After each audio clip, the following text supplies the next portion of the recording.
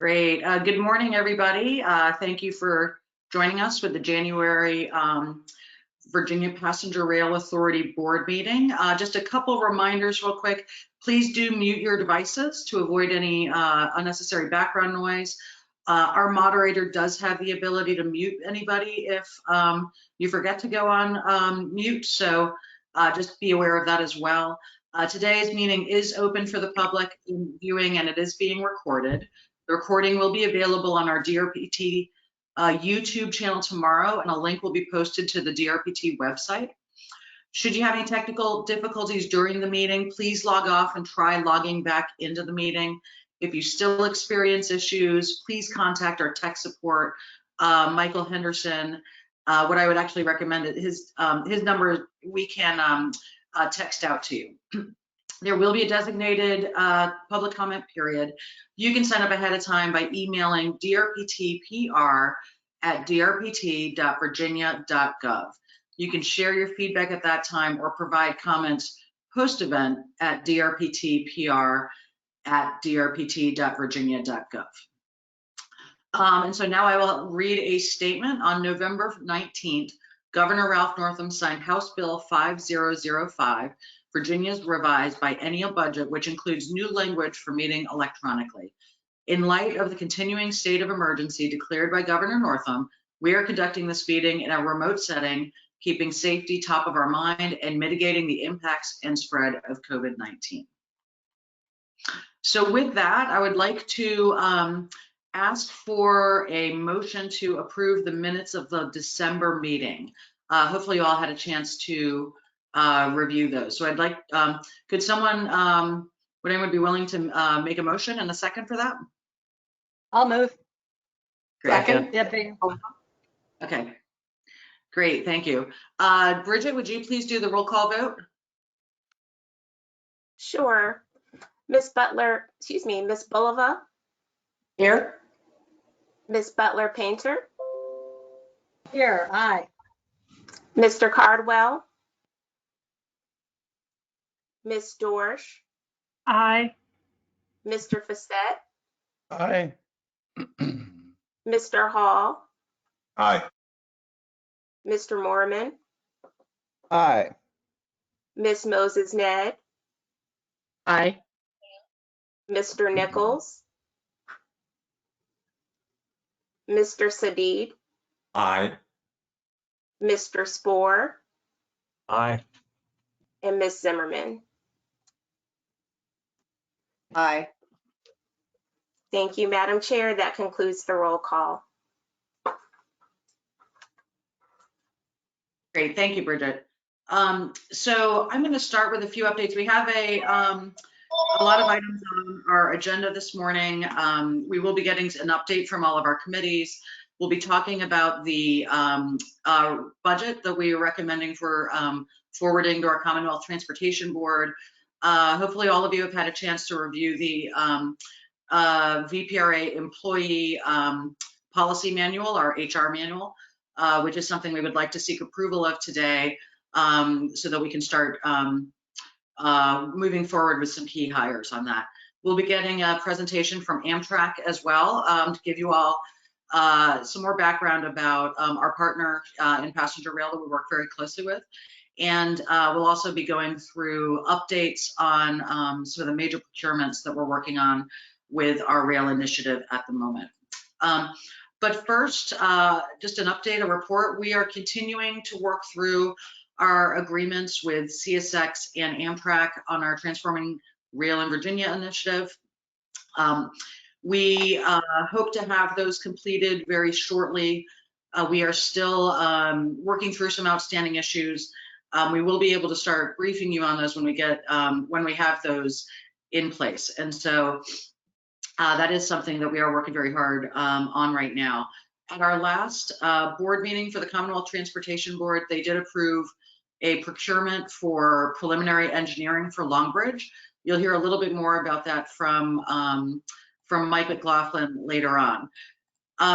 In the governor's biennial budget amendments that were presented this year, he included a $50 million set aside of general fund revenues for what we're terming our Western Rail Initiative, which would be extending a second train to Roanoke and also extending passenger rail from Roanoke to Christiansburg. This is something that we've been working on with Norfolk Southern for quite a while. We hope to have something, I think we're very close to having something that we will be able to move forward with. We also have included a application in what's called the state's Smart Scale process, and that's the state's competitive program for allocating transportation funding. We submitted an application for $50 million for that. That has been included in the list of recommended projects that were provided to the CTB at our January meeting. What will happen now is the board will evaluate those recommendations. We will also go out for public comment, and then the board will make final decisions on those in May as part of our 6-year plan process. But I did want to make you all aware that that is out there and something that we are moving forward with right now. On a few other updates regarding our the Long Bridge and the Long Bridge Act of 2020, we had to seek federal legislation that would allow the National Park Service to transfer property to the Commonwealth for the purpose of building the Long Bridge. And unbelievably, right now, or maybe it is believable, but the Park Service has the ability to do that already for highway projects, but is not able to do it for rail projects. So we actually had to seek legislation. That did get signed into law on December 27th of this past year. So again, that will allow the Secretary of Interior to convey property to either the Commonwealth or DC, about 4.4 acres of Park Service land, and that does include land that is actually in the Potomac River as well for pilings, as well as touchdowns on either side of the river between Virginia and DC. And so that was good news for us. We really appreciate all of the support that we had from our entire congressional delegation that supported that. Our DRPT staff will begin updating our statewide rail plan in this year. The update itself is something that's required under the Federal Railroad Administration. It is also something that's coordinated very closely with the state's Office of Intermodal Planning, which does the statewide VTrans, which is our statewide transportation plan. So our staff will begin updating that this year. We will bring more updates on that to you as we move along. It really will be taking our rail plan and updating it with changes that have occurred based in the rail industry, both on the freight and passenger side, and also reflecting some of the developments that we've had with our the Transforming Rail in Virginia initiative and our Western Rail initiative as well. So we're also kicking off a study right now. This was based on some legislation that was included in the General Assembly's last year, which is asking DRPT to look at the Gainesville VRE extension. And this is something that VRE looked at several years ago. And we will be reviewing those cost estimates, both operating and capital cost estimates, and providing information to the General Assembly on that as well. On the federal funding side, you probably are all very aware of the federal COVID relief funding package that came out several weeks ago. Under that package, the states that do sponsor Amtrak intercity rail service, such as Virginia, will get a credit. It's actually will be good. The credit itself will be going to Amtrak for about $174.9 million. And so that will assist the states in offsetting some of our payments to Amtrak for our state-supported service because of the revenue impacts due to COVID. Again, very grateful to our federal delegation for supporting that as well. So as far as Amtrak service goes, all of our routes are back in service with the exception of the one line from the Richmond that originates in Richmond up to Washington, D.C. But all of our service from Newport News, Norfolk, and Roanoke is currently back in service again. Ridership has been down. It's down about 72% from where it was at this point last year. But we are encouraged by some of the increases that Amtrak is seeing in overall growth system-wide. We are participating in a Valentine's Day sale that Amtrak is promoting as well, which is going to be going from mid-February and for a week, and then also for travel that begins in January through August. So it's a buy one, get one free deal, and something that we're sponsoring and promoting very heavily with Amtrak as well. So those are the major aspects of my report. I'm happy to take any questions if anybody has anything for me.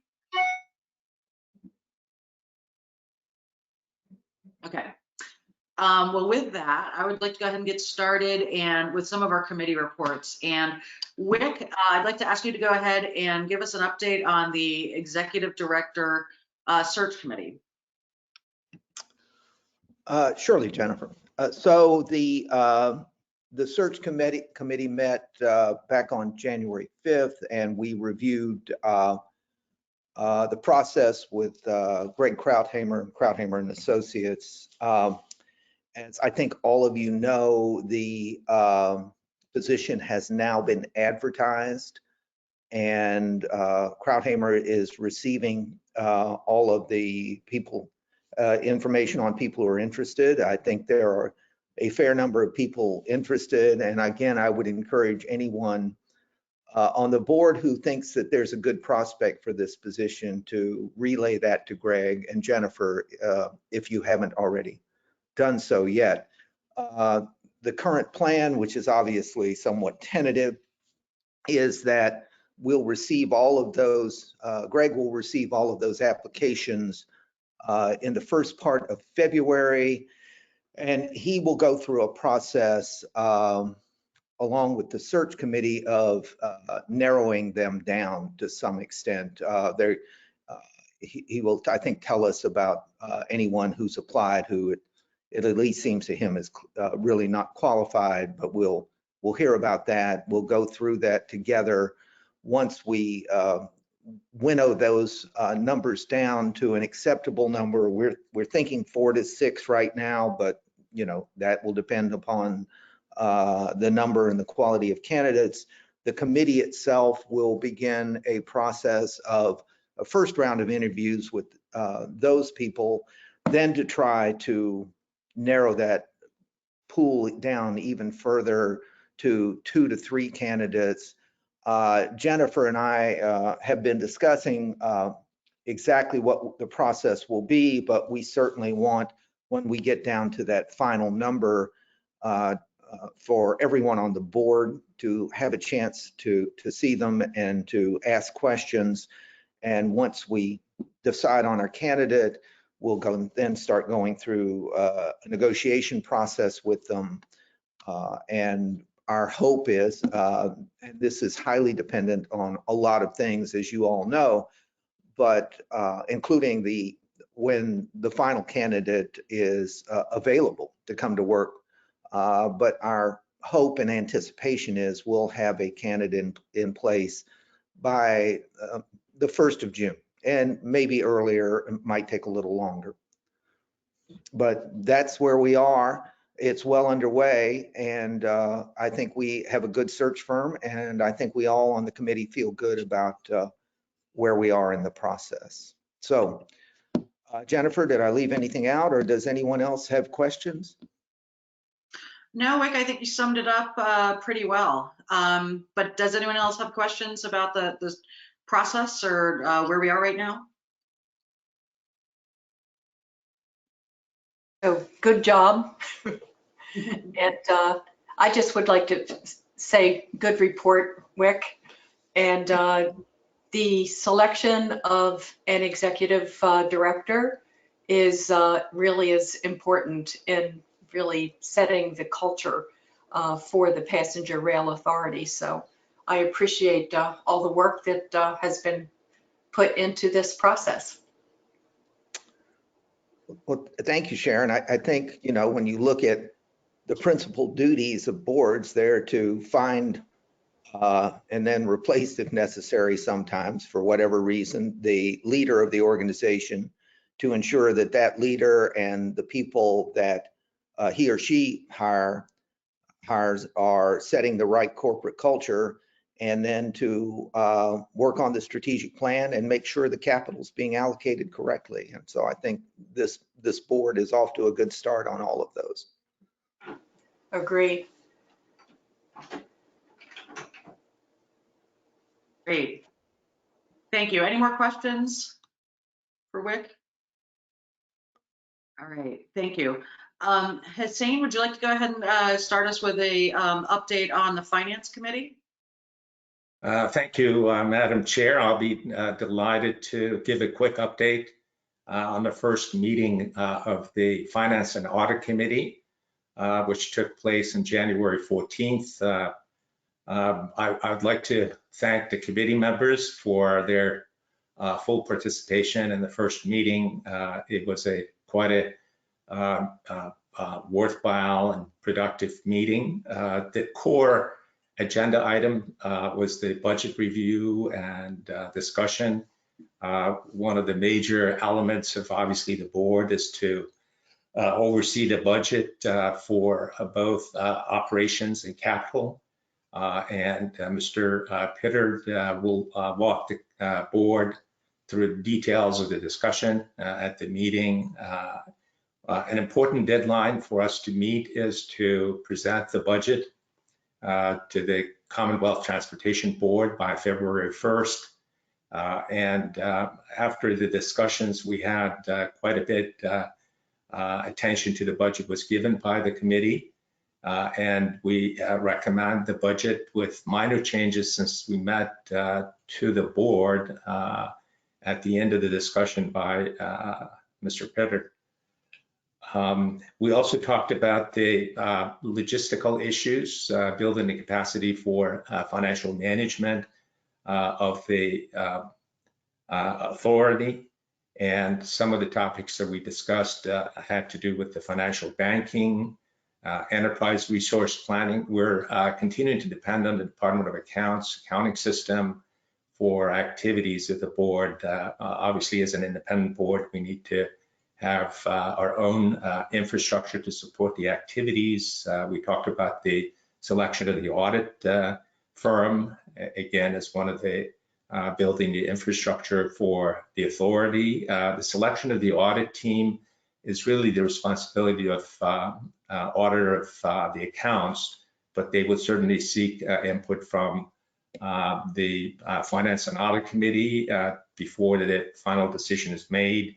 And we also talked about some other things, the payroll processing, again, the payroll processing service that provides that to the state is going to be a short-term dependency for us to be dependent on, and we need definitely our own payroll system. A lot of these capacity building and logistical decisions will certainly be made after the executive director is on board, but with the help from the RPT, we're trying to set the stage for kind of a head start in some of these areas. We had somewhat an extensive discussion about the quarterly financial reporting, which is extremely critical for us to communicate effectively with the board and the committee as well. And that's under construction now. I want to compliment Steve and his team for having provided us with a good start for developing the budget and thinking about financial infrastructure for the authority. As you will see from Steve's report, that the authority has responsibility for the operating budget, the capital projects and capital grants. You will see a proposed budget for FY21, which is a partial year, and the next fiscal year. I need to preface this discussion by saying that with the good work that the RPT has done to support the committee at this point and the board that a lot of work, continuing work needs to be done to finalize the budgets, and it's only going to get improved over time as we learn more about how to construct this. But certainly the board will be receiving quarterly reports of budget versus actual, and we'll also present a forecast going forward at a minimum. And we've invited the committee members, and I'll also invite the board members if you have any thoughts about how we should communicate as a committee with the board in terms of providing you with sufficient financial information and updates. Please do contact me or Steve. We'll welcome any feedback that you have. I'll ask the committee members if I left anything out of the discussion at the Finance and Audit Committee. And I see all of our members, Ms. Dorsch, and I'm missing Ms. Butler-Painter and Mr. Jim Spur. They were quite a help to the committee to come before this board with the construction of the budget for FY21 and FY22. Any comments from the committee members? Any questions from the board on everything that I just presented to you? If not, I'll turn it over to our very capable CFO of DRPT to walk you through the budget for FY21 and FY22.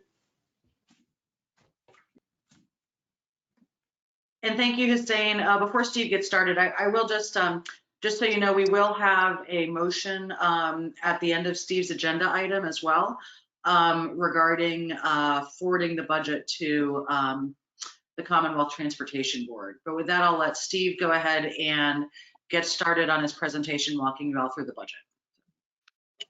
Thank you, Madam Chair and Mr. Sadid.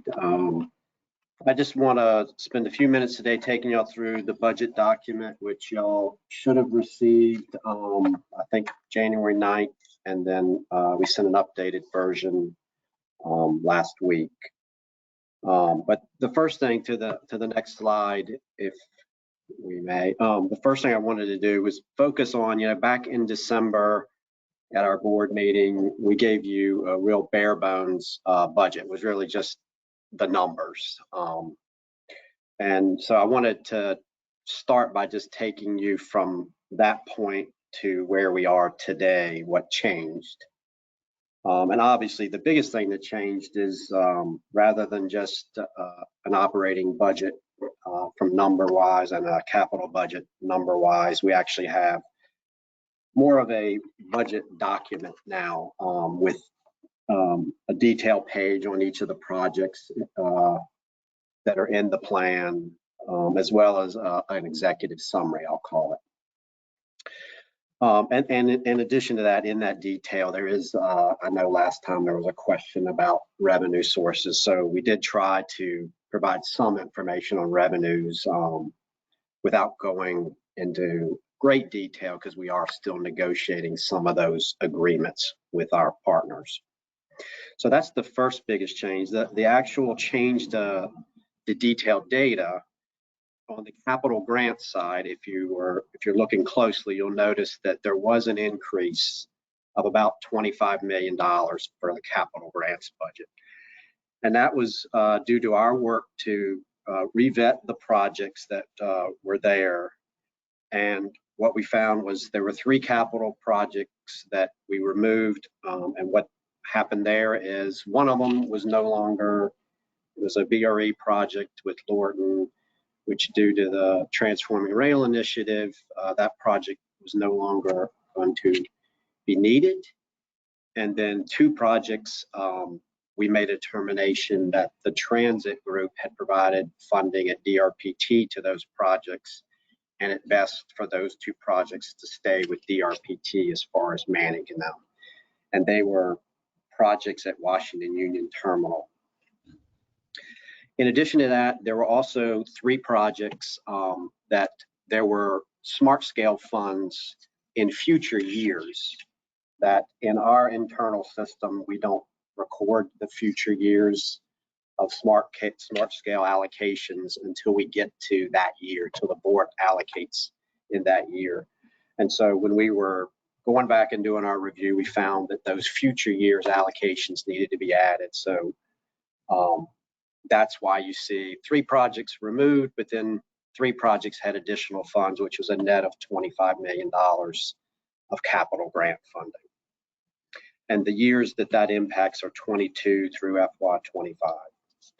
And finally, the last change between the draft and final, in the executive summary that was sent out on January 9th, there was a table on page 4 that summarized the revenues of the Passenger Rail Authority.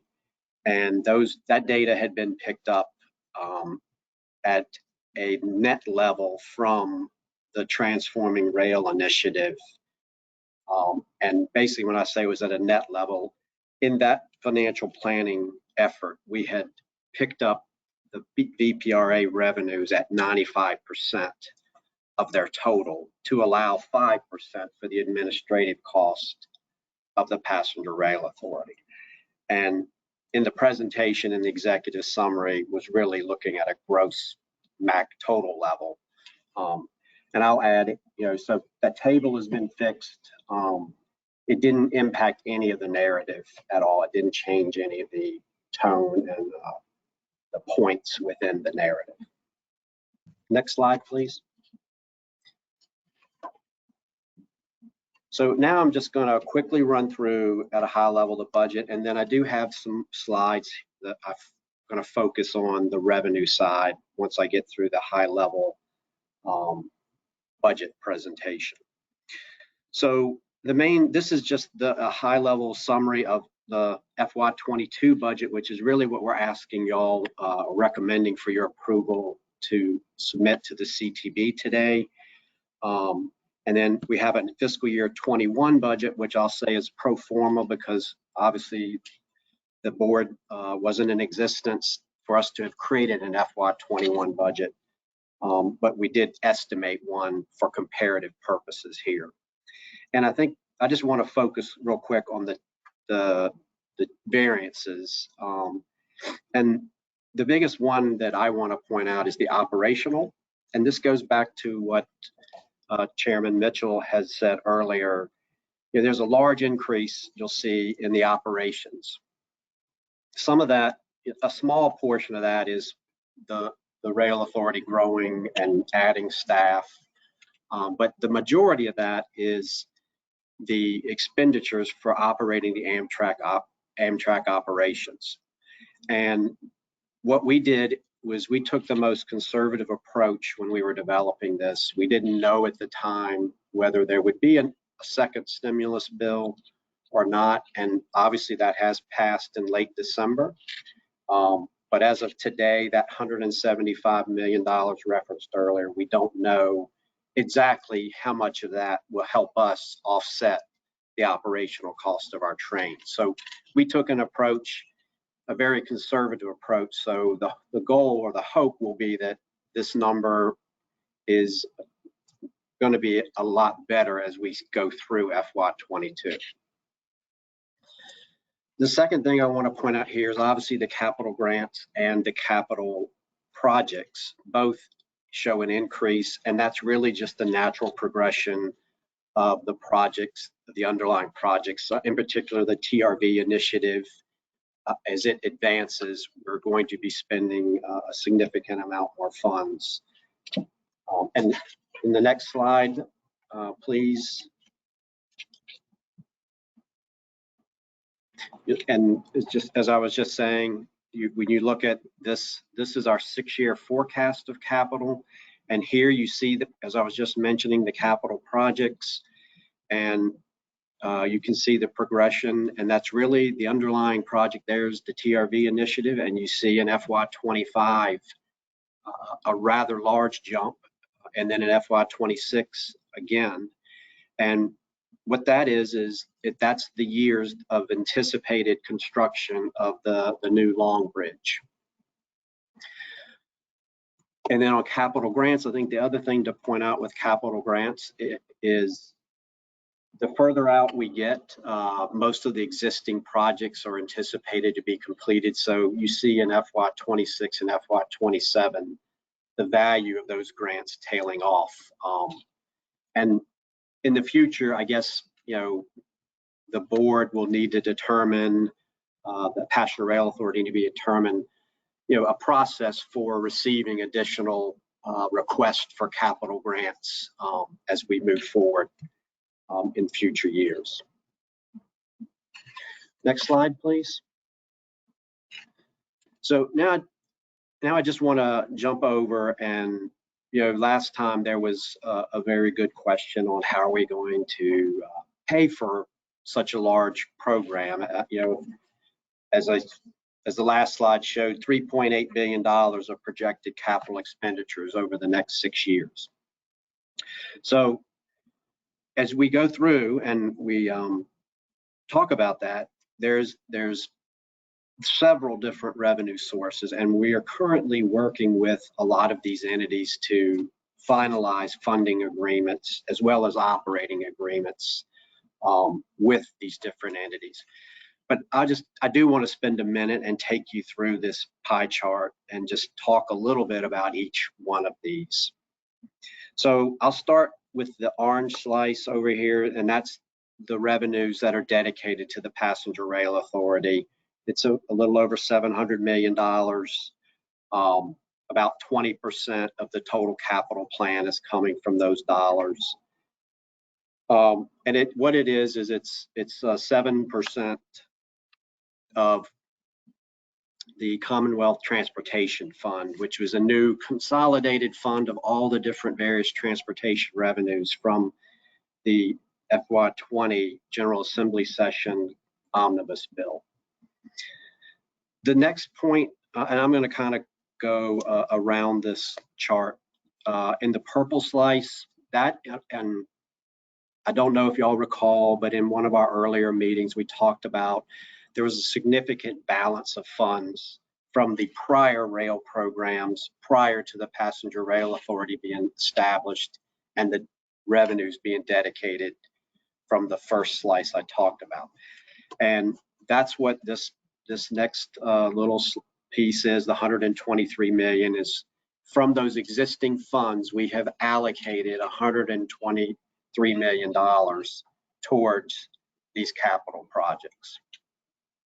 And you may recall there was about $300 million of that funding. The remainder of that funding goes towards those capital grants, is where those funds are allocated, in case you're wondering. The next revenue source is Ctb Controlled Revenues. And the primary item here, there's several of them, but the most significant is the Ctb has a fund called the Priority Transportation Fund, and the primary revenue source there is, well, it's a portion of the Commonwealth Transportation Fund, and also there are insurance premium taxes that are dedicated there. And this fund is a fund where all the transportation debt is backed by that Priority Transportation Fund. So its first call on its resources is to pay for the debt service needs of transportation. But that being said, there have been excess funds in addition to those debt service needs, and the CTB has discretion as to how to allocate those. And we've been very fortunate that the Commonwealth Transportation Board has chosen to allocate a significant number of dollars from those priority transportation funds. In addition, there's also some CTB controlled CMAQ and RSTP funds, which they also provide the match to those funds. That's also in this item. The next item is VRE and NVTA, the Northern Virginia Transportation Association. We've worked with VRE. They have a dedicated source of funds called the Commuter Rail Operating and Capital Fund. It's $15 million a year. We've worked with them, and they have tentatively agreed to provide that source of funds for 10 years and potentially work with us. Well, it would be something they would do, but issue debt against half of that stream of funds to provide funding in these earlier years, especially when we get closer to 24 and 25. I'll also add, we had applied to NVTA. We got, I believe, a $25 million award, and it was also an application that indicated we could come back and apply for funds in future years, because they do have, they have a lot of projects that they're having people apply for, and so they can't always fund every project in the first round of application. The next source of funds is Amtrak. Amtrak, and remember, this is just through FY27. Amtrak has actually committed $944 million for the full TRV initiative.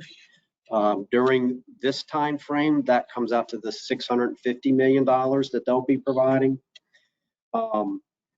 I believe we're very close. The Madam Chair can add to this, but I think we're very close to having a signed agreement with them.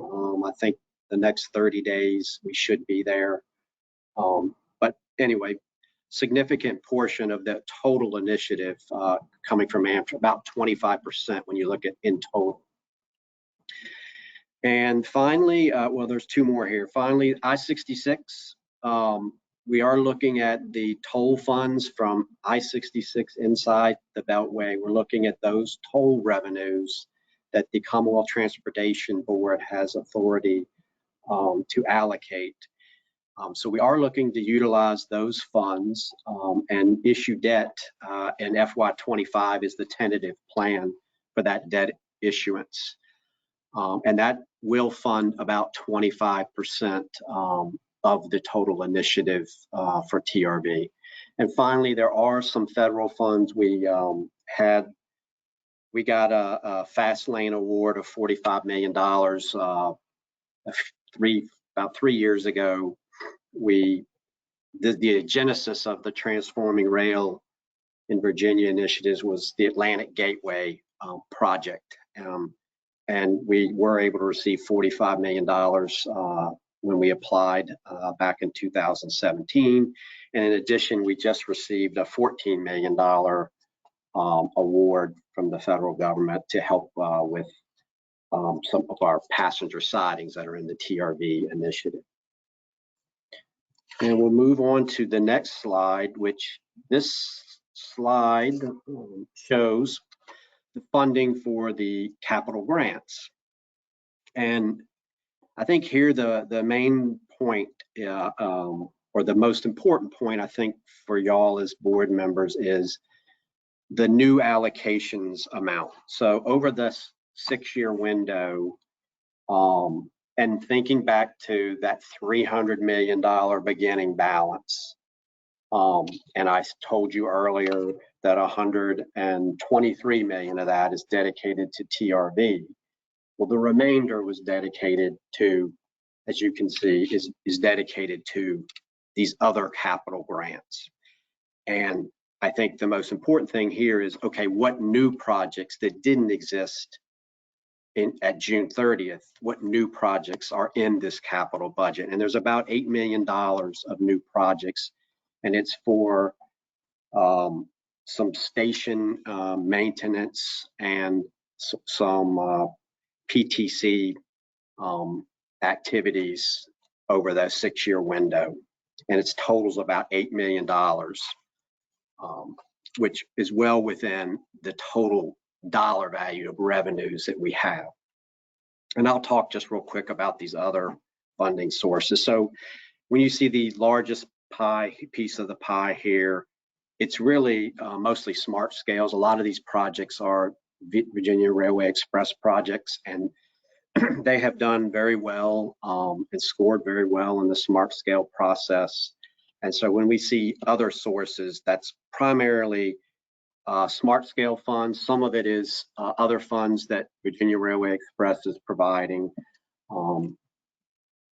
But that's it's funds that the rail authority will need to work out agreements to receive the funds, and then pass them through, so to speak, and decide the level of management of those funds. So smart scale funds, for example, VDOT has those dollars. I would envision an agreement with VDOT and the passenger rail authority to receive those dollars, and then in a lot of these cases, it's VRE. There would be an agreement with VRE to determine what level of oversight and the passenger rail authority would need, and also to comply with those original smart scale parameters.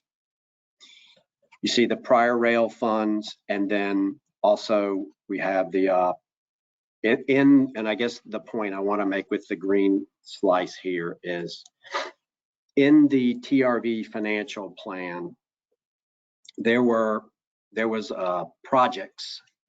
Well, the TRV financial plan, let me rephrase it. TRV financial plan was not just a capital expenditure plan. We also incorporated the operating cost. Obviously, we're doing a $3.7 billion capital initiative. You want to know how much it's going to cost afterwards, and can you afford it? So what this piece here represents is, in that plan, there are maintenance costs that have to be paid to the host railroad. And in this case, it's CSX, because those are the tracks we're working with. And currently, Virginia Railroad Express pays a access or maintenance fee each year to each of both NS, CSX, and even to Amtrak for access to Washington Union Terminal. So in the financial plan, we actually did include those track access costs. And you can see in the capital grants section, you will see that those track access costs to VRE are one of the line items in the capital budget. And the point here was, within the financial plan, I wanted to make the point to y'all that we had incorporated those operational costs of maintenance and track access in the plan. So with that, we'll move on to the next slide.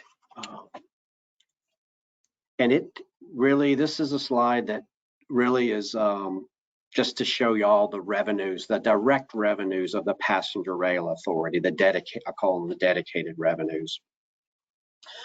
They do come from the Commonwealth Transportation Fund, so the flow technically will be various state agencies, DMV, taxation, collect these revenues. VDOT determines a distribution, and then right now the plan will be then DRPT will receive them, and then DRPT will remit them to the passenger rail authority. But those are all, and I call them dedicated funds, because there's no lever in place or hurdle that has to be achieved. When the funds are deposited, those entities turn around and move them along. They will process. So when we get funds from VDOT, we will immediately turn them over to the passenger rail authority. But trust me, that all of that seems like it could happen very quickly, but from the beginning of collections at taxation and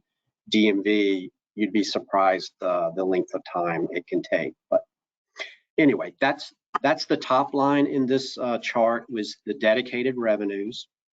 We also talked at the Finance Committee about the second line in the chart, the financing, and that is, our plan in the TRV financial plan is to take the revenues of our Amtrak passenger services.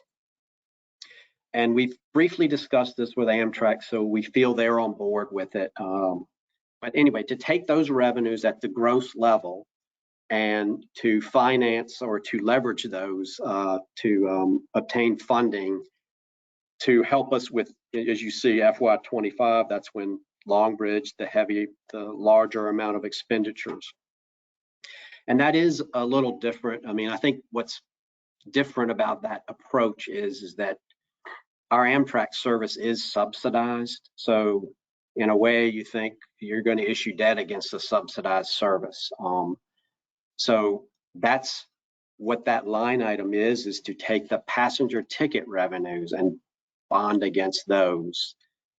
We did move that out. We had planned to do it in the 22-23 timeframe, but with the impacts of the pandemic, we chose to move that out to allow ridership to recover, to allow for better terms of issuing that debt.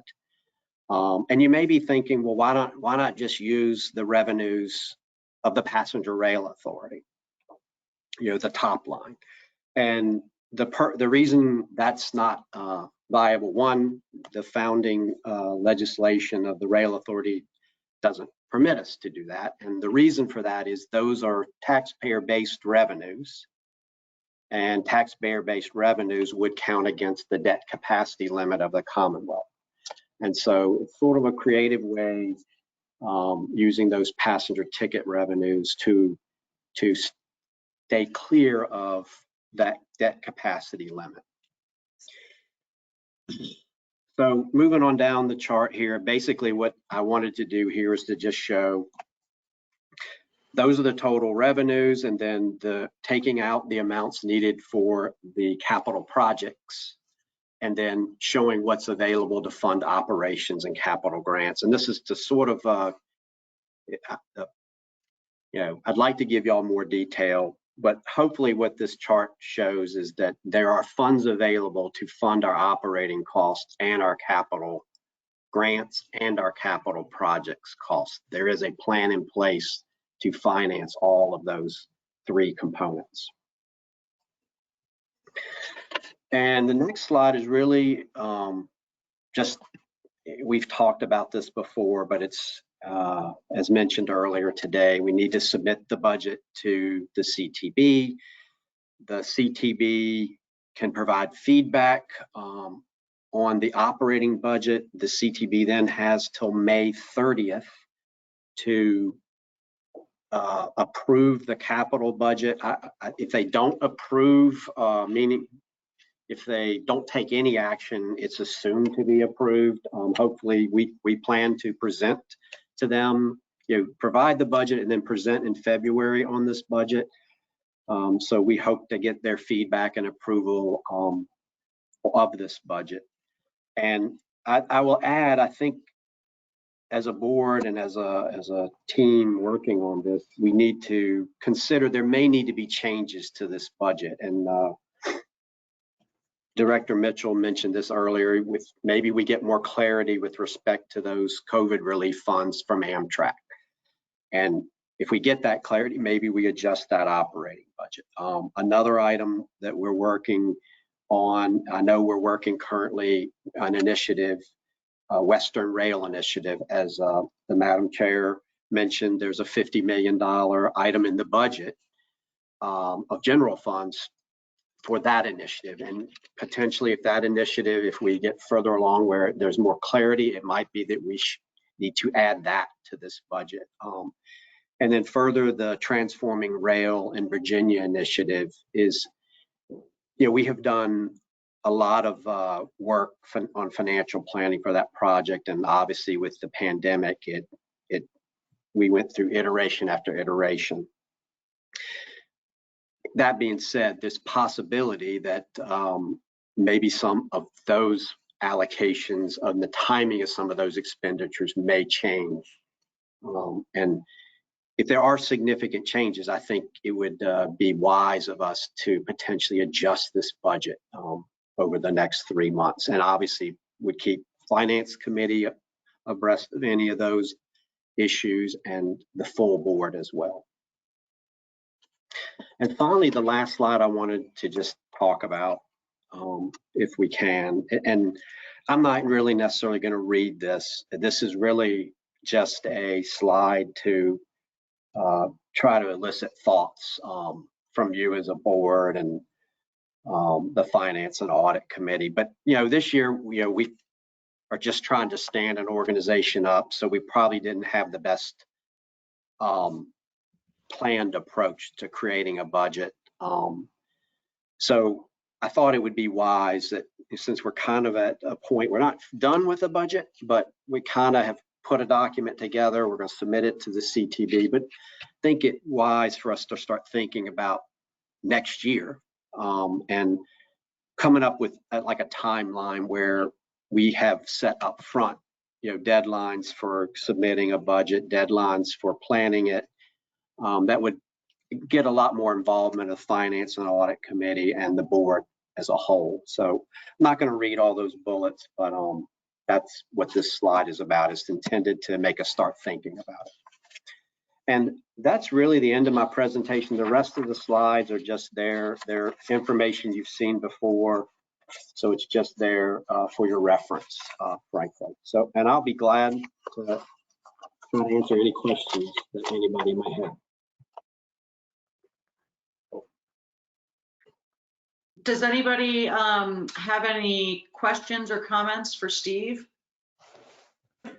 Madam Chair, I'd like to, again, I mentioned this on behalf of the Finance and Audit Committee. I want to extend our thanks to Steve for having really shepherded this process through, and I'm glad that he mentioned that going forward that we will have a more planned approach to discussing the assumptions in the budget and developing the budget before it really comes before the finance or board for final approval. This is a kind of an aberration of what we would expect to take place going forward.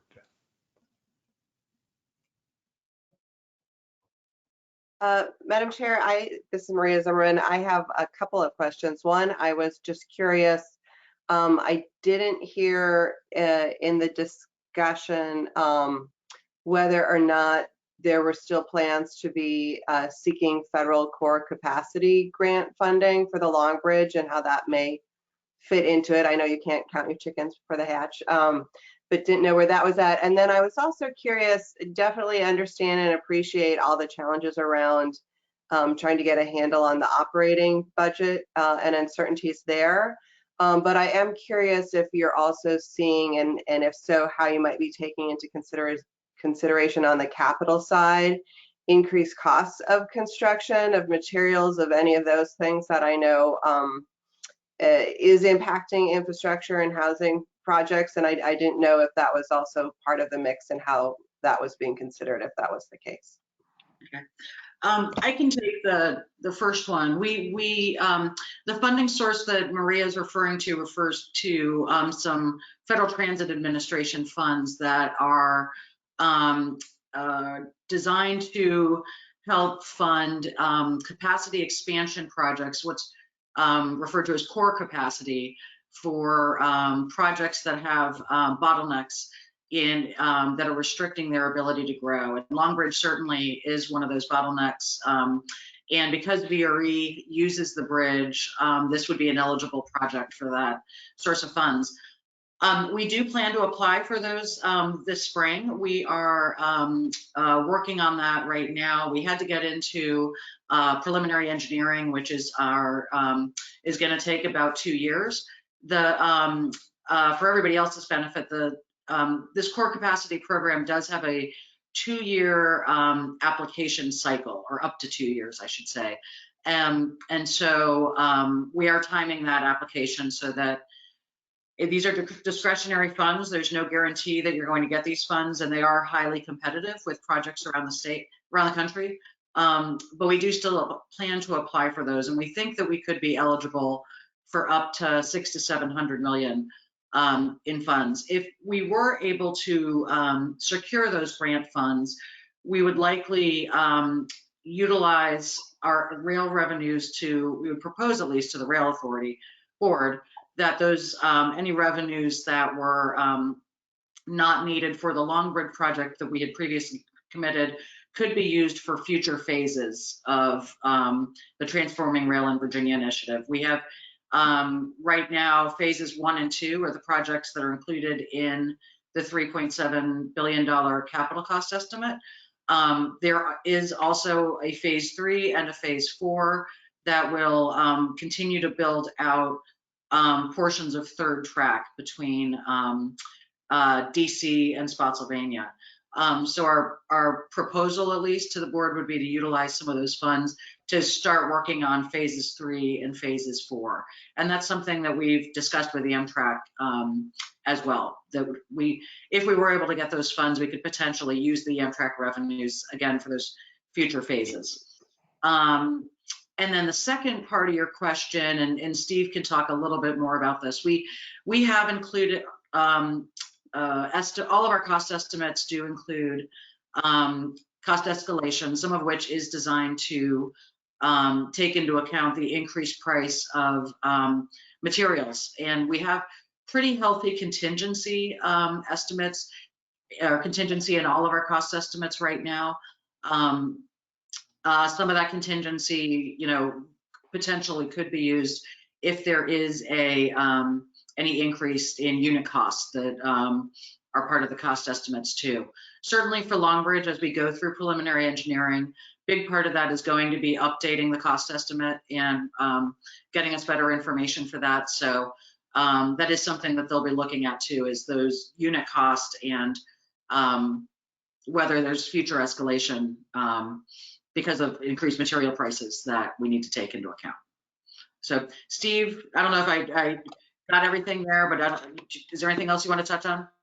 Oh, you did a great job, Jennifer. The other thing I would add to what you said is we are constantly looking at the financial plan. There is, as you mentioned, healthy contingency. It's above 30%. The one thing that has been changing is the timing of the project and the elements of the project. So obviously, I'm sure you're aware, Maria and board, that if these projects are delayed 3 months, it adds dollars to, and not a small amount, millions of dollars. So that's the one thing that we're very conscientious of, is the timing of getting these projects moving.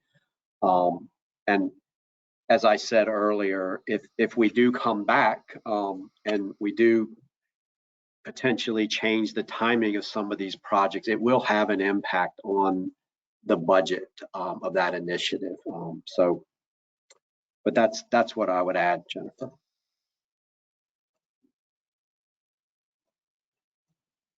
Okay.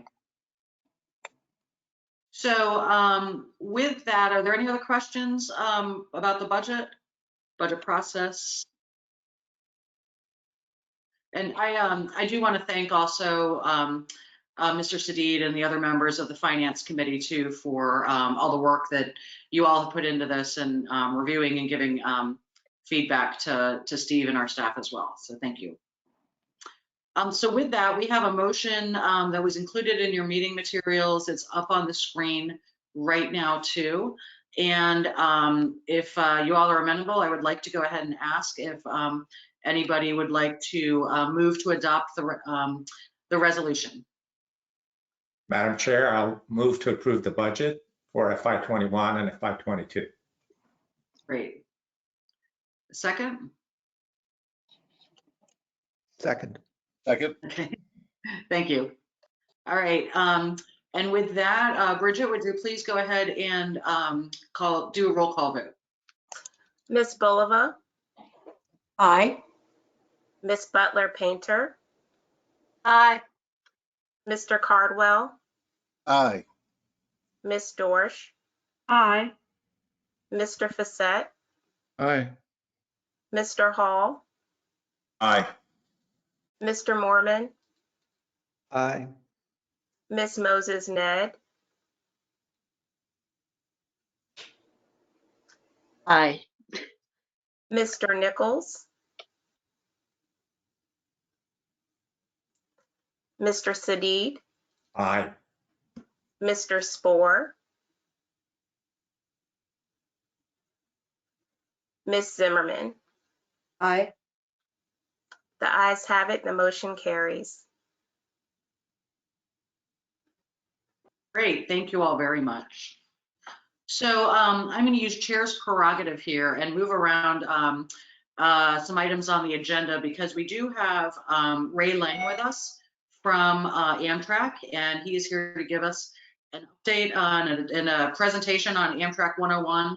I know many of you know Amtrak very well, but there's, I think many of the board members may not, but we wanted to give you all an opportunity to learn some more about our major passenger rail partner. So with that, I'm going to invite Ray to go ahead and get started. Thanks, Jennifer. First of all, can you all hear me and see me? Good, great, all right.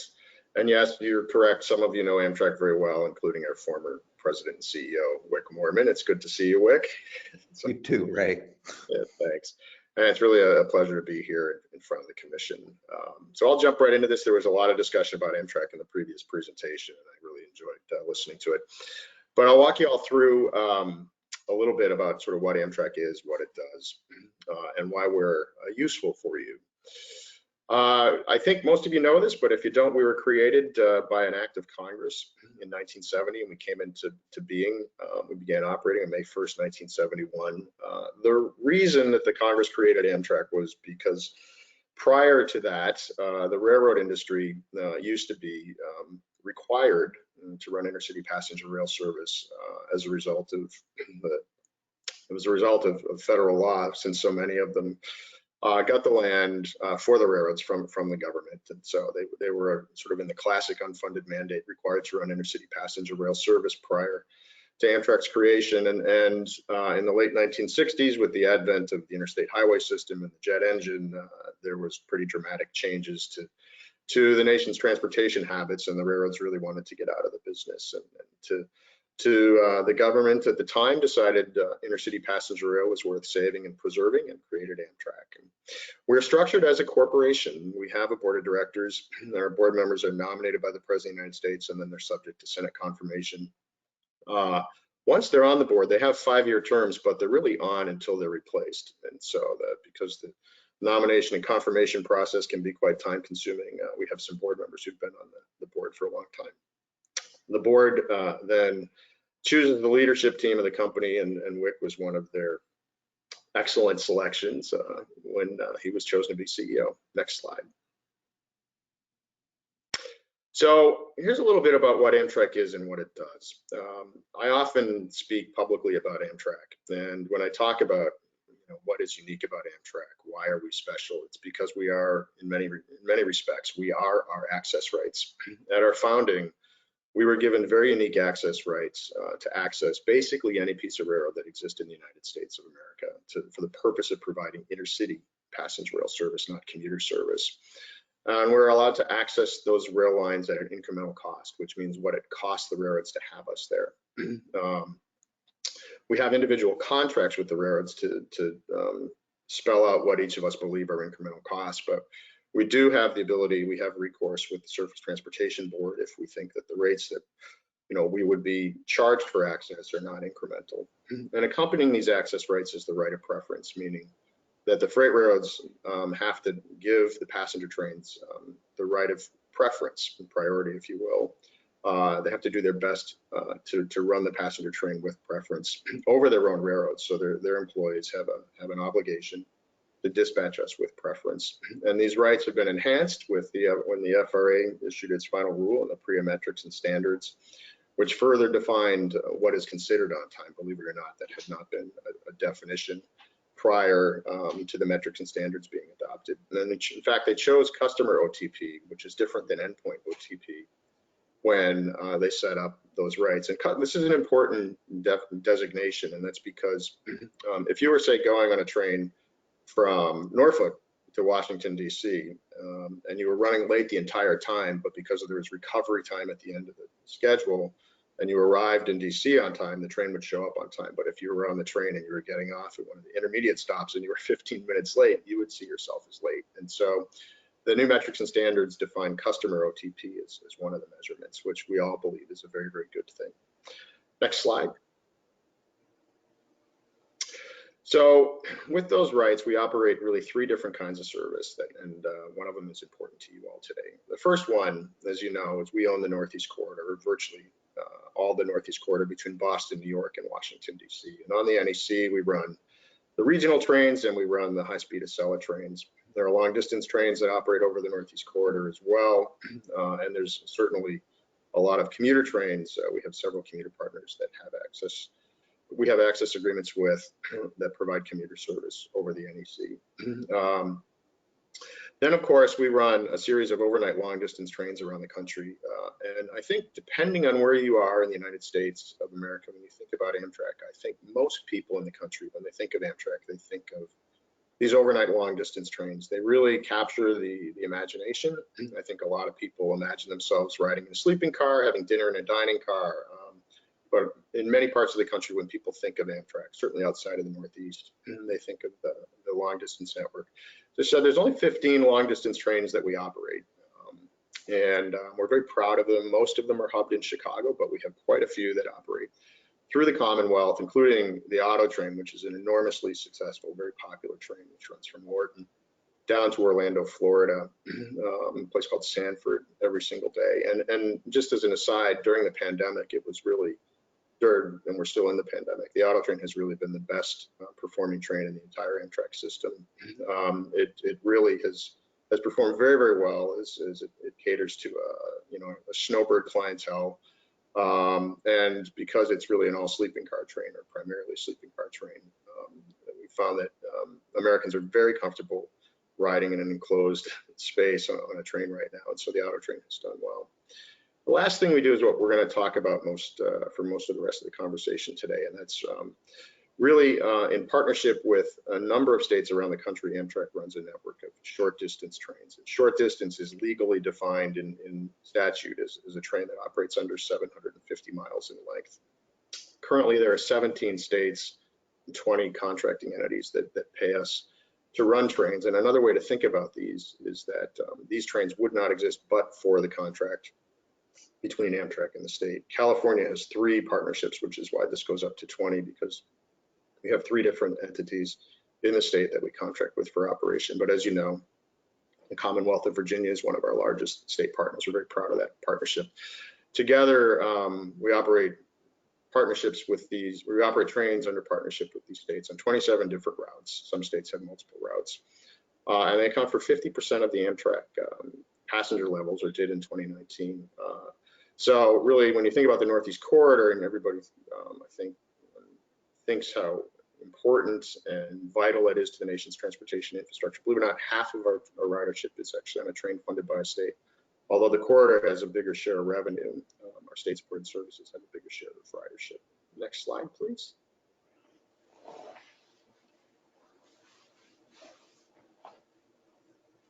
Okay, here we go. So I want to talk about sort of how these services are structured. In 2008, Congress passed a piece of legislation called the Passenger Rail Investment Improvement Act, or PREA. And this was really a transformational piece of legislation that shifted the funding responsibility for short distance trains really away from the federal government to the states. Prior to PREA, we certainly had a number of states that contracted with us to run short distance trains. But there were trains that we inherited the day that we were founded in 1971 that were funded through our federal appropriation. Although we were growing short distance services in partnerships with states all over the country, prior to PREA, PREA changed it and basically said, look, Amtrak, all of these other short distance trains that you run around the country that are paid for with the congressional appropriation, you have 5 years to transition the funding responsibility for those trains over to the states. And if you can't, they go away. As you would imagine, that was a really scary proposition for us. There was lots of service around the country that states didn't fund, that states were going to have to pick up, or they would go away. New York, Virginia, Pennsylvania, Illinois, Michigan, some service in California. There were a lot of states that were impacted by this. And so, we worked for 5 years with the states on a transition plan.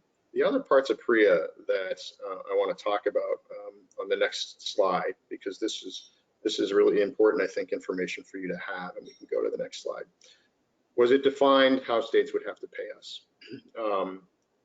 States would have to, first of all, it directed the creation of a common methodology so that every state would pay on the same basic methodology for services. It said prior to PREA, we did not allocate overhead to states for state-supported services, any of it really. PREA said, look, Amtrak, that's a pretty bad business practice, and you really need to begin to move towards recovering some of your other costs. We hadn't allocated overhead costs or other charges to states prior to that because from our perspective, if a train went away, we charge states for the cost that would go away, avoidable cost, if you will. So, but PREA said, no, you have to, sure, it's fine that there's a federal responsibility for some of your overhead, but you have to find a way to work with the states to at least recover some portion of your overhead costs, which we now just call an additive. We're not close to covering all of overhead, but we have a methodology that covers a portion of our overhead through what's called an additive. PREA also said we would have to have an equipment charge. Again, prior to PREA, we did not charge states for the use of our equipment.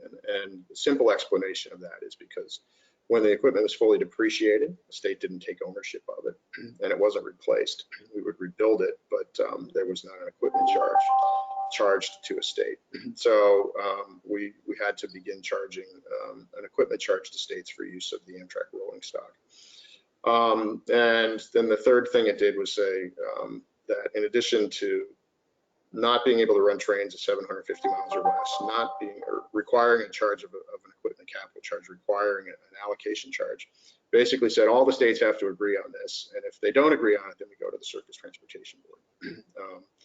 There were 19 states at the time that were impacted by this. 18 of the 19 agreed with the methodology. Indiana did not. They objected to the entire premise of having to pay for passenger service at all. And so we went to the Surf Board, but the Surface Transportation Board agreed with the methodology. And on October 1st of 2013, 5 years after the PREA legislation was passed, the cost allocation methodology was adopted, and that became the methodology that we used for charging all of our state partners for the operation of their state-supported services. Next slide.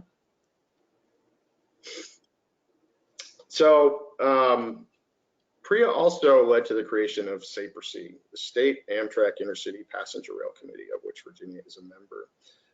The group that set about creating the methodology was a group of state DOT staff, by and large, who worked, over those 5 years with us and with the FRA and others to come up with a methodology. But Congress really felt that SAPRC was valuable and formalized it. And in the FAST Act, they authorized the creation of SAPRC in law. SAPRC now gets an annual appropriation of a couple $1 million a year. They have executive staff. They have an executive director and staff. Administratively, they're housed in NEPRA, which is the service that oversees our ridership, or our services in Maine. And they meet regularly. They meet on a quarterly basis with all of the state partners, and they meet on a monthly basis with an executive committee. Amtrak and the FRA are members. And now, as a result of the pandemic, we've begun to meet every other week. Early in the pandemic, we were meeting every week with the states, but as a result of the pandemic, we've had more frequent meetings with SAPRC to talk about lots of things, including equipment plans, including marketing plans, and any revisions to the costing methodology that the states would be interested in. Next slide. So there was talk in the previous presentation about the COVID relief funding, if you will, that was made available to the states through the CARES Act and through the recent appropriation which Congress passed at the end of December. CARES provided $239 million through Amtrak's grant to the states to help them through the pandemic. 17.4 million so far came to the state of Virginia through CARES. There's a little bit of CARES money left. The money lasted a little bit longer than was anticipated in April. I think we did a pretty good job of estimating what we thought we would need in late March when we were working with the Congress, but thankfully there's actually a little bit extra which was left, and so that's going to take us through January. But those monies were really allocated to the states based on the language which was included in the CARES Act. There were really 5 total sentences in CARES that discussed how the funds would be allocated to the states, and it really left it up to us and the FRA through the grant agreement to finalize that methodology. But in effect, the funds really represented repayment for the loss of ticket revenue associated with the immediate decline, the dramatic decline in ridership that we saw last March. And I will tell you that in 2019, The company set an all-time ridership record and revenue record, and we were doing really well in 2020. In fact, on February 29th of 2020, we just finished a record February, and we're on pace for a record year. By the end of March, ridership was down 97%. So in 1 month, the complete floor fell out of our customer base. It was met also with a corresponding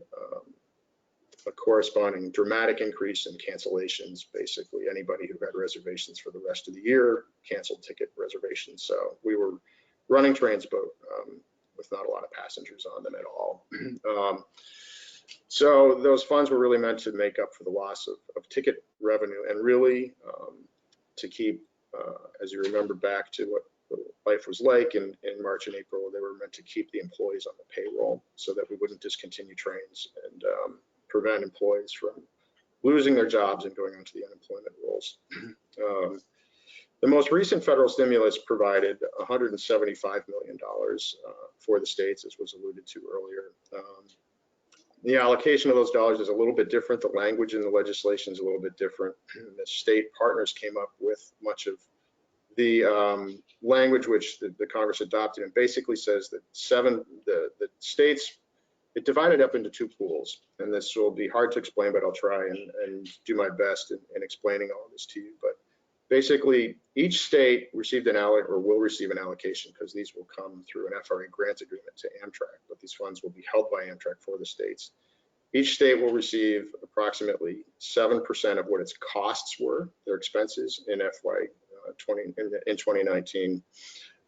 So you see Virginia, this is the estimated allocation for Virginia as a result of that of $3,078,000.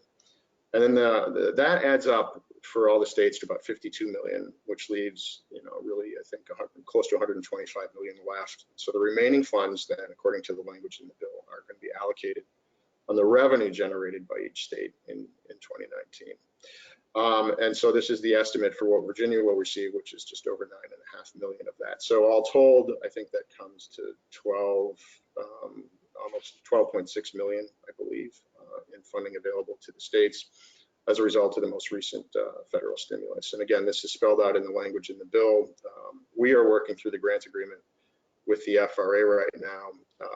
And I think of use to you is that it looks like the way that funds are coming, they can be used by the state however it sees fit, meaning they can spend it on capital or they can spend on operating. That's what I think is going to happen right now, but we should have a new grant agreement in place here very shortly. Next slide. So I'm going to finish on this slide because I've covered a lot of ground here, and I think I had a pretty meaty presentation that hope you found useful. But what do you get when you partner with Amtrak? Why would you use Amtrak and not just go it on your own? And first and foremost, as I said earlier, with Amtrak, you get the right of incremental access. And you get the right of access to the railroad and the right of incremental access, meaning what it costs the railroad to have you and us there. And you get our right of preference and the add-ons that come with it, the measurements and the tools that come with it. We also indemnify the host railroads for virtually everything but gross and willful misconduct. So we have very good indemnity agreements with the railroads. There's sort of no fault indemnities, which is, if there's an accident between an Amtrak passenger train and a freight train, Amtrak pays for all of its costs associated with that incident, no matter who's at fault, and the railroad pays for its cost associated, its own costs associated with that accident, no matter who's at fault. And so the railroads are generally comfortable with these indemnity agreements, the standard no fault indemnity agreements. You get that from us. You also obviously get connectivity to the Amtrak national network, whether it's onto the Northeast Corridor or whether it's to one of the overnight long distance trains or to another state train. In many places, we have state trains which connect to other state trains. And obviously, we have a national reservation system for anybody in the country, anybody in the world really, to make a reservation on any Amtrak train and make ticket reservations for connecting trains as well.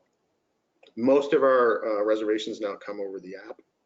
The Amtrak.com is an extremely has been an extremely successful website for us, and the app itself now is really taking over what you find just on the computer. The app has really become the dominant way that passengers make reservations. It's really, I think it's under 18% that come through all the other sales channels, which are tickets at stations, tickets over the phone, ticketing by mail, anything like that. But everything else is really electronic now.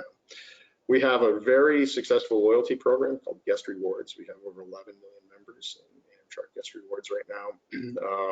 And they've been very loyal to us through the pandemic, and we have, good communication with them on a very regular basis with all of the things that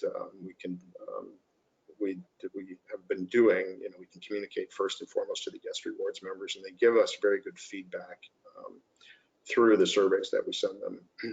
We obviously have pretty significant hiring and training and qualification programs for our T&E crews, for engineering departments, for our dispatchers, and so you get the benefit of that.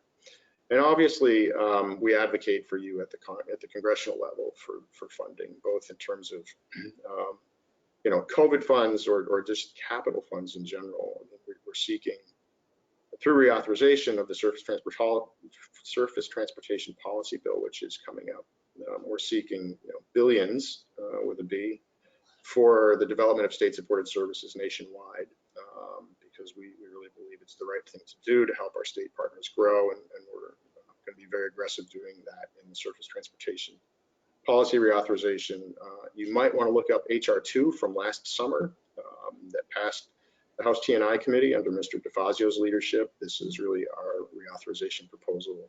Got out of subcommittee, full committee, through the House floor, and the proposal that we had largely intact to provide billions in capital funding for state partners around the country to develop services.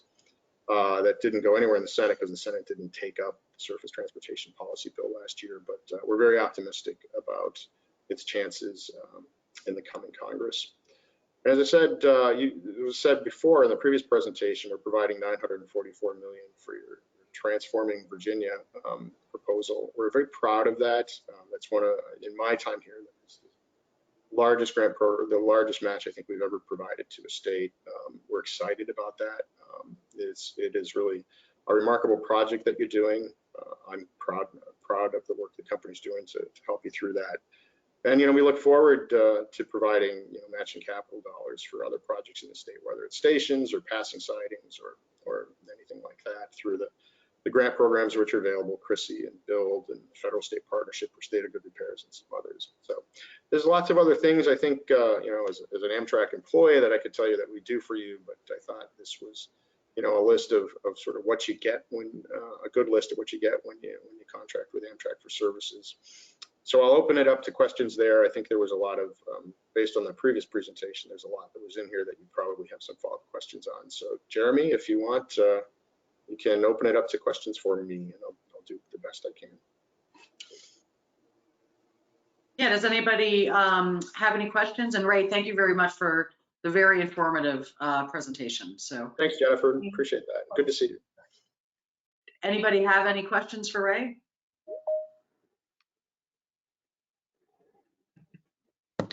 Hey, Jennifer, I'll say one thing, having been there for a little while. I went up to Amtrak in 2016, and there were some things that needed to be changed. But the thing that I was struck by was how many good people there are at Amtrak. And Ray is certainly one of them, but there are just a lot of very good people there.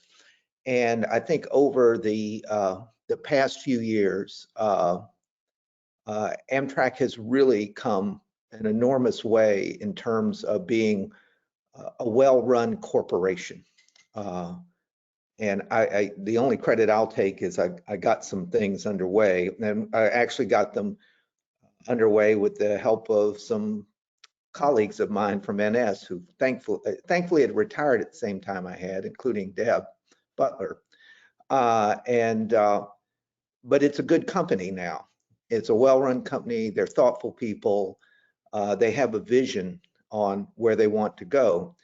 And I'll just close by saying that even when I was there, and I used to make this point all the time, when we looked out across all of the states and the partnerships we had with the states, Virginia has always stood out as being the progressive state, the Commonwealth that is doing the right things and looking to the future. And obviously, we're now sitting on the board of an organization that will continue that. But yeah, and thank you, Ray. Good to see you.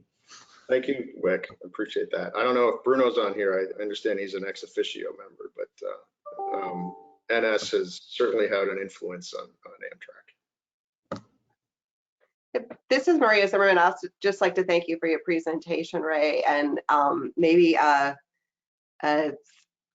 thought for DRPT in this as well. I think as an Amtrak rider, I love the app. I love the website, super easy to do. And transportation is about the people who work in transportation, the people who use transportation, and the public doesn't necessarily know where that line starts and ends of what is Virginia Rail Passenger Transit, Amtrak, CRS, whatever it is. So I love, as you were talking, to think about how can we do better, maybe with the state's leadership and partnership of using the app and being able to buy a ticket that is seamless between Amtrak, between other state service, between WMATA or GRTC. Like, the more we can do and think about those collaborative ways to provide information and make it as seamless and easy for the passenger, the better it works for all of these different transit modes. And I think, you know, for me, often riding from Richmond, sometimes up to Alexandria, and even just the clunkiness of getting from the Amtrak station to the WMATA station, I'm always like, that should be such an easy, like, transition. So I just think maybe it's a stretch goal for all of us as collective partners in working on this, and hope we keep that in mind too, of how do we make the information, the ticketing, the travel experience as seamless as possible for people to get from point A to point B. Thanks for that. One thing I will add to your points is that we're actually working on something like that, and our partners in California have really done tremendous work in this regard. And in California, they're looking very closely at seamless ticketing, similar to what you're talking about, not just between Amtrak trains, which we can do pretty easy, but between modes. And in California's mind, when you hear their rail department leaders talk, they say they don't have an issue with multi-seat rides. What they want is multi-ride tickets. So one ticket for multi-seat rides, whether you go from a commuter train to an intercity train to a subway. They're working on that, but it's underway. We're partnering with them on that. We have done a lot of good work with them on that. I think it's still a few years out to get the technology in place for that, but it's really the direction that the mode is going, and I'm excited about it. Hi, Ray. Rod Hall here. Hi. Thanks for your presentation. One of my Amtrak informants advised that to get you going, just reference the Cubs, Chicago Cubs, or the Blues Brothers, and you could go all day. I guess I would just ask that we amend that list to add Virginia to it. And where I'm going with this, I can foresee, just given one with the transition in administration and as evidenced by HR2, more of a rail focus, if you will, to sort of gauge the health and industry sort of post-pandemic, hopefully once we're able to get to the other side of this thing. And I can foresee an appetite amongst congressional personalities of, okay, where can we further cut and where can we further highlight areas, states that are getting it right, if you will. And I guess my only ask is that you keep Virginia as sort of an example of entities that are getting it right, if you will, when done correctly. Yeah, absolutely. I mean, as I said, we could not be more excited as a corporation about your project. We're contributing $944 million to it. Absolutely, we intend to talk about it as much as we can, and really want to mimic what we're doing with you in other places across the country. So really, thanks for being such great example for this mode.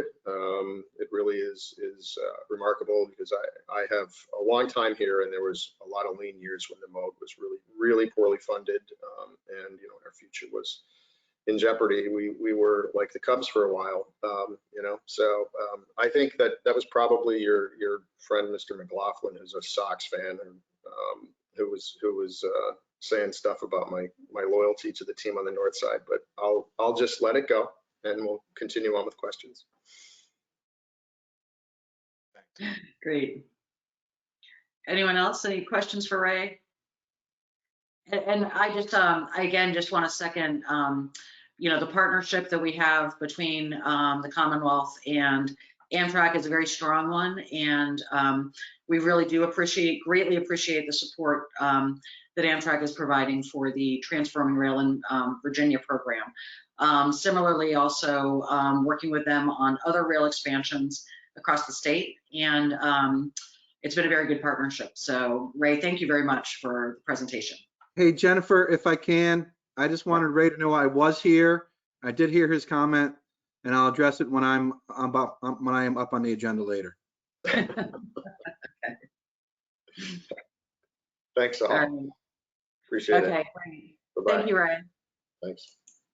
Okay, so with that, that does lead us into our next agenda item, which is the human resources policy. So I am going to let Jeremy take that. Hopefully you all had a chance to review the policy itself. I know Jeremy's gotten a few questions and comments, but certainly look forward to hearing any comments that you may have. And at the end of this, we will ask you to consider a resolution or a motion to adopt the policy so that we can begin moving forward with some of our key HR related activities. And I do want to note as well that as we've been putting this together, first of all, I really want to acknowledge the work of Jeremy, Mike, Todd, and some of the others on this call today who have really put a lot of time and effort into this, and especially for people that are not HR experts. They've done a really good job. We've gotten support in putting this together from some specialists with the Department of the state's Department of Human Resources Management, as well as some HR resources that VDOT has lent to us as well. So I really do appreciate the work that our team has put into this. So with that, Jeremy, I will hand it over to you. Great, thank you. Can you hear me okay? Great. All right, so as Jennifer said, the policy manual that you have in front of you, or that you received, it started with a team of some experts and some not experts. So I had myself and Mike Todd and some others at DRPT who were involved, but Lisa Wright, our representative from the Office of the Attorney General, did a lot of work, especially in the very beginning. We started with a massive spreadsheet comparing a lot of policies across several agencies, and really kind of helped us as we had those in front of us to decide which direction are we going to go. We also pulled in resources from the Department of Human Resources, Tars Harmon, and from VDOT, Mark Gunn. And then we, of course, were briefing with the DRPT executive team, and then Lisa had some contacts as well in the private sector. So we just really pulled in as much expertise as we could. We went through that massive spreadsheet to develop something that we wanted to put the best practices that we could find in there. And, we discussed them. We wanted to keep some of the state policies where we felt the state was generous and you have the benefit of state, or you have really generous state benefits.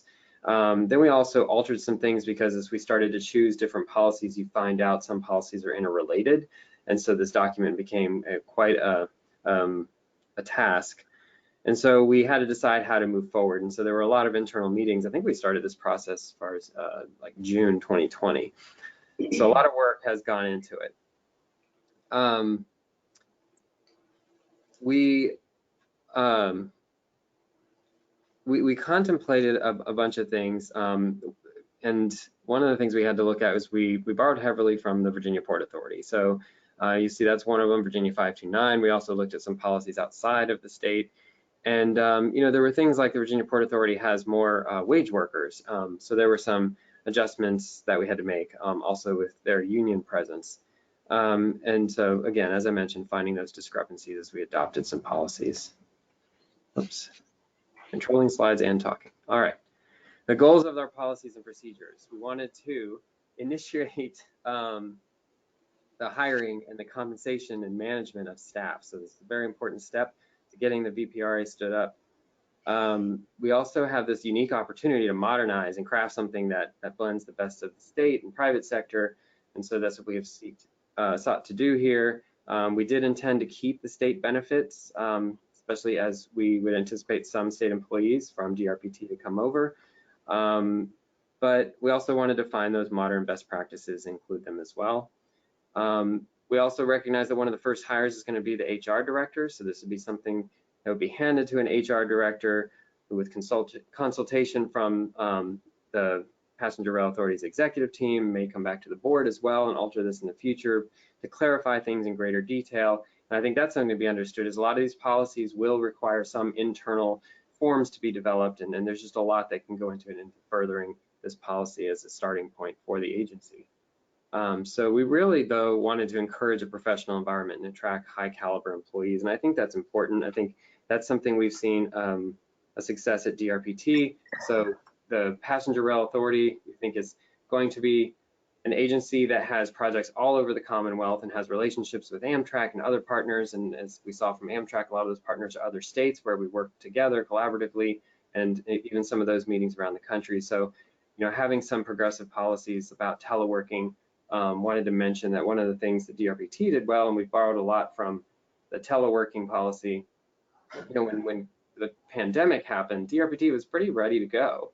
We had an operation plan. A lot of employees were already set up with the infrastructure to have VPN, and that was the DRPT finance team had all these policies already in place. And so we've had a lot to use that was already proven in what's happened in recent times. So with the policy manual itself, some of the differences to point out, so or some of the highlights, that employees would be at will. So there's not going to be contractual agreements with these employees that serve a certain term. And then some of the things that we looked at the Department of Human Resources, there's a very robust grievance process that we have tried to streamline, looking at some other agencies. And when it comes to benefits, again, borrowing from the Department of Human Resources and wanting to bring over some state employees and also really just benefit the agency and attracting the right workforce, we took the leave, and you all did receive an email about this, that we had to correct the hours, but the leave was designed to take what the state employees get today as far as sick leave, family personal, and accumulated annual leave according to their years of service, and put that into a PTO bucket. And then there is also a cap on how much can be carried over annually. The Virginia retirement system is an important piece of, or an important benefit of state employees. And so we have brought that over. And then there's also policies like severance, which is determined on years of service. And so one of the things you'll notice when you read that first paragraph on the front page of the policy manual, it talks about at-will employment, and also talks about recognizing years of service for state employees. I mentioned a little bit about work-life balance and telework, and how that has been something that for a workforce that's going to be nimble and traveling around the state, telework is important. And I think also coming out of the COVID pandemic, we've really seen how that can work well.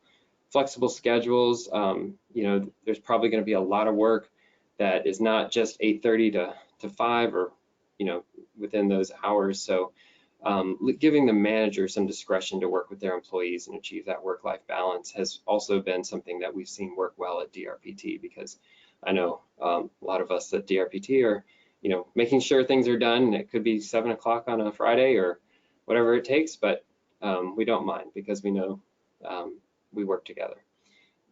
Professional development is also something that we have at the state that I think is also well done in the private sector. So we felt like we could carry over some of the policies about career development, professional certifications, advancing education as it relates to the the job of that person in their role, and also some of the health benefits and the wellness programs that come with the Department of Human Resources. We carried over a lot of that from the state.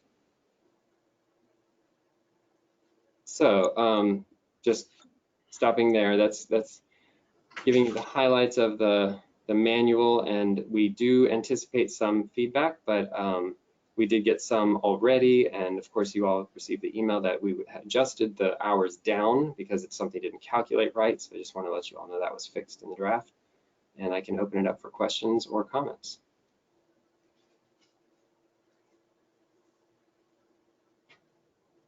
Steve, I see you've got your hand raised. Was there something you wanted to add?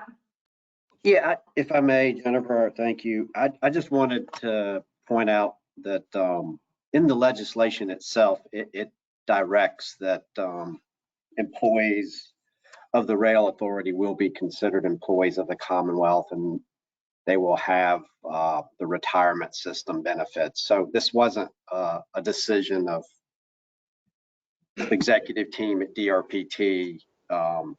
It is actually written in the code section to sort of mirror those benefits of Commonwealth employees.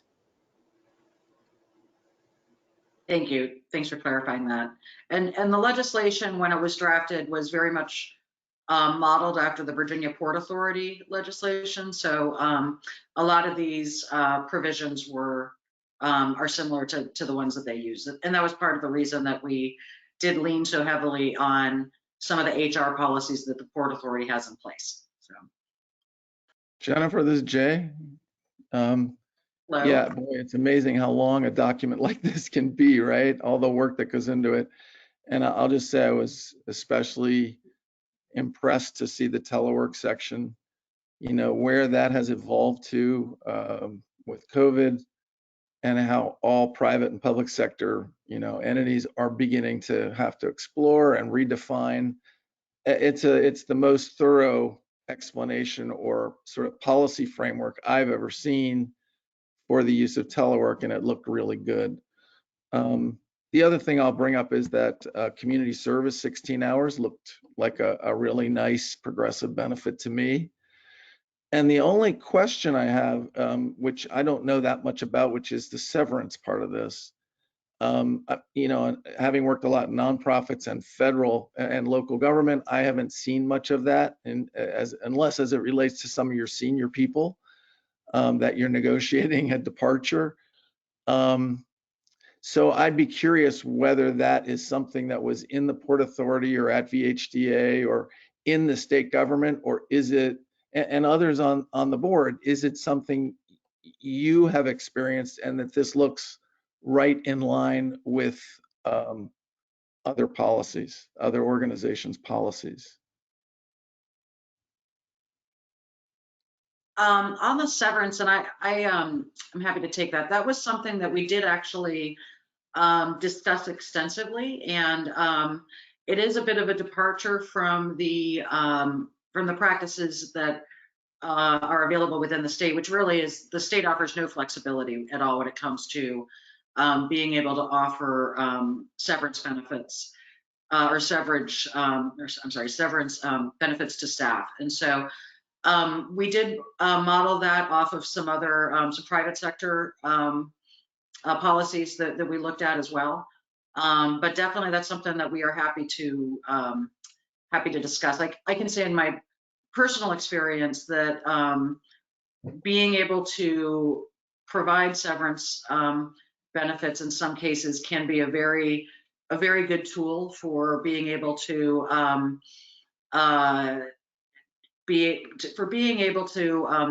work with employees when maybe it hasn't been a good fit, or there's a need to part ways for various reasons. And so that was something that we wanted to have some flexibility in the policy for the executive management to have that flexibility and have that tool available.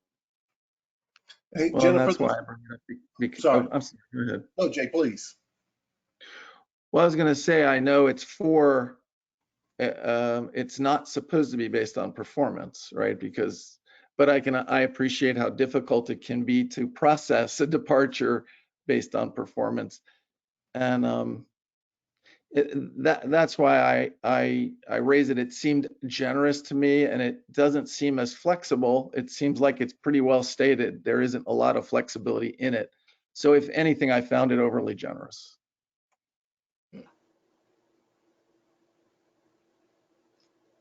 Question, Sharon Bulova. Oops, I better. Yes, Sharon.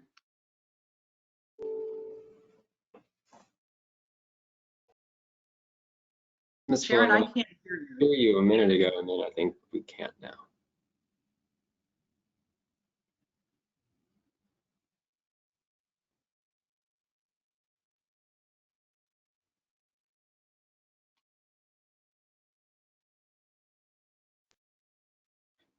Okay, you can hear me now? Yes. Okay. I was impressed to see the wellness category, and it's listed under professional development. It also could be listed under work-life balance. I know in Fairfax County, we experienced actually a lot of savings by offering wellness programs to our employees, especially employees in public safety. And people, were able to take advantage of health-related benefits and programs that then made it possible for people to work longer and not to take as much time off that they would have to for sickness. So anyway, I'm curious also, what are some of the wellness programs or benefits that would be included? And I can answer some of that. So I know the employee assistance program was one. Can you all hear me okay? Yes. Employee assistance program is one, offers counseling services, and there are just some programs that you can take advantage of as part of the state there, in addition to the health benefits that the state offers, or that has incentive programs, things like that, for doing do-right activities. Jennifer? Hey, this is Victor Cardinal. If I can go back to the severance provision for just a second. And I'm sorry, if we want to move to different places, but my only quick comment about it is the generous nature of it, that's fine, whatever works for budget. But I don't see in here where we're going to receive a release in return for paying them for anything. And it strikes me that's got to be, that's a critical component of giving people some type of severance, is to get a release of claims so that when they leave, they won't file a grievance, they won't file a lawsuit. Even in these involuntary situations, which should be look to be pure legitimate business reasons, they are oftentimes challenged. And so if we're going to give anybody a sum of money, whatever number of salary it is, without a release, that's just a down payment to a plaintiff's lawyer. So I would ask us to consider putting a requirement, among other things, whatever those other things might be, if we're going to give them a severance, that we also expect them to sign what at that time will be a standard release document. That's something to consider. Okay, is that something that you might be able to provide us with, or be able to share some language with us that in your experience that you've seen? I think that may be helpful for us. I've probably seen one or two in my experience, so yes, I'd be happy to share such a thing with you. Yeah, again, just for the full board. Again, at the end of the day, if I'm going to give someone a severance of some sort, and in particular, if I'm going to make it contractual, which is what this will be, so we won't be negotiating this. This will be, I think, as Jay mentioned earlier, set terms. We should really set the term that if we give you this money, what we get in return is the ability to go to bed at night, not worrying about whether you're going to go try to sue us for something else. And yeah, I'll be happy to give you at least some language to consider, and we can talk about that in greater detail offline. Great, thank you.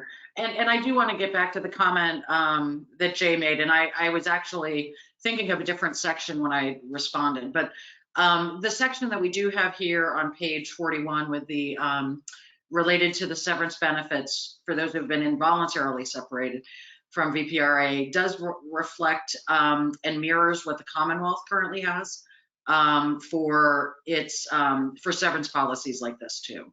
So that is where that came from.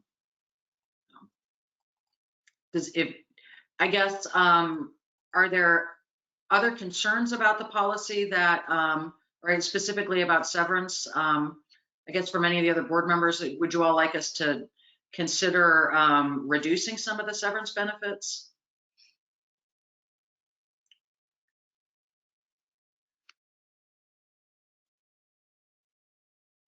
Okay, well, I didn't hear anything there, so I don't know if anybody was talking on mute. Jennifer, this is Jim Spoor. I was impressed with the requirements and the amount of the benefit. From a municipal standpoint, it's pretty typical of what department heads typically receive. I was a little surprised to see that it applied to all employees, you know, but the length of time is reasonable. Hey, Jennifer, this is Wick. I think that having the ability to offer a generous severance package with, as Victor rightly pointed out, a corresponding agreement that goes with it is fine, but I just think that it should, the amounts and in fact, the entire package, the amounts associated with the entire package should be at the discretion of the management. You know, just because you have an up to doesn't mean that you have to offer that to everyone. So I think putting some element of discretion in the document would be appropriate. Okay. That language alone, up to, is very useful. Okay, so we could certainly include that. I'm looking at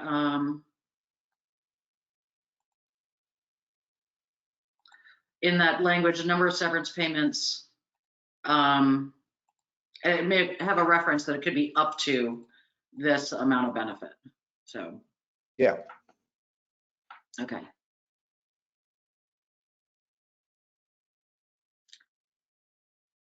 All right, any other comments or questions?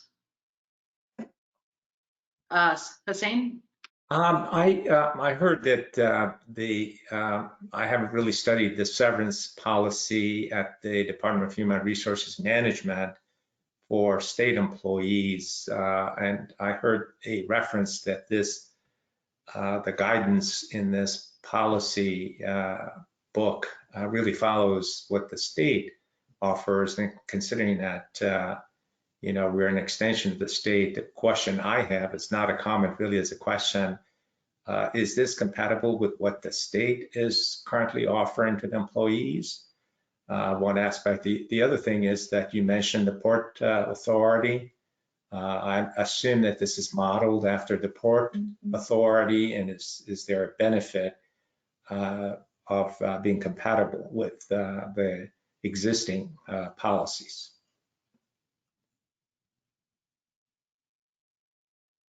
Jennifer, I can take. Oh, go ahead, Jeremy. Well, what we do have in the manual comes from the Department of Human Resources Management. So there are other areas where we looked at VPRA. I have to go back and see if the passage of the Port Authority has anything like this. I'd have to check, but I know that this particular aligns with Department of Human Resources for the state.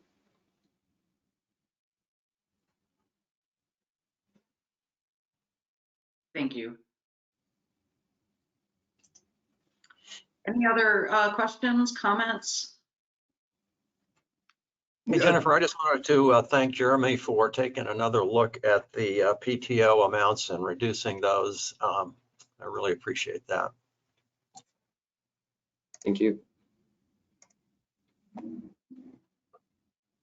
Yeah, I think this is Victor Cardwell. I think it's a great effort, and I also would acknowledge Jeremy's efforts in getting this done. The one thing I would say is, as we look at it again, which I will give it a closer look, is for as much as we can, being the public entity that we are, trying to retain as much flexibility within management's discretion. That goes back to a comment that I heard right just a second ago, even about these severance payments or anything else. Ultimately, for as much discretion as you can maintain, that usually inures to your benefit. Keeping in mind that we're operating, one, in a public sphere, and two, in an industry that is heavily unionized. And with some changes in the Commonwealth of Virginia as of July 1 of this past year, those are very relevant issues for us to think about as a board and as a management team. Here to date, generally speaking, in the public sector, collective bargaining didn't exist. But we can have a conversation, and it might very well be a personnel conversation that should be held at a different time.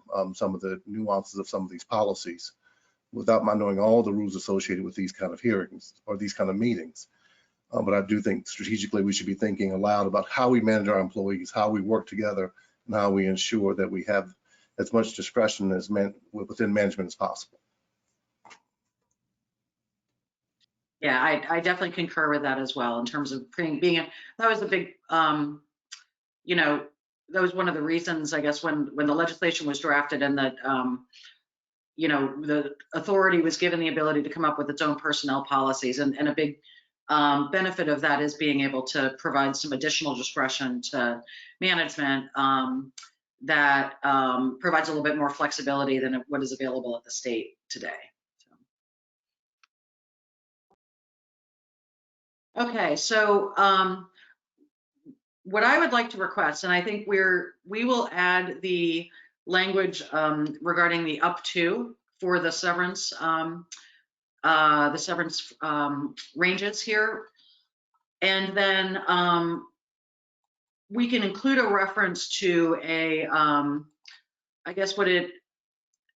not sure, Mr. Cardwell, how you would if it's referred to as a release clause that we would put in here as well? Well, I would recommend, Jennifer, that we not necessarily put it in the document. I would recommend that we reference it because it can change over time. These handbooks are reviewed and change over time, but the laws or the situations we might want to address for any particular employee may change over time. So for me, it would be something like an employee who's involuntarily separated, may be eligible to receive blank severance benefits subject to their agreement to a severance agreement or a release document to be provided at the time of separation. Words that effect. There are lots of situations where people will put in individual contracts on employment agreements, an attached example of what you might see. But obviously, if a person works 3, 4, or 5 years, the document changes. So I would just reference it and create the expectation that if they are to receive these, these funds, then they should in return expect to give us a severance, a separation agreement or a release document so that they go their way, we go our way, and we're all happy together. That would be something I would do in involuntary termination also, even performance-based, but certainly in this setting, I'd just make a reference to it.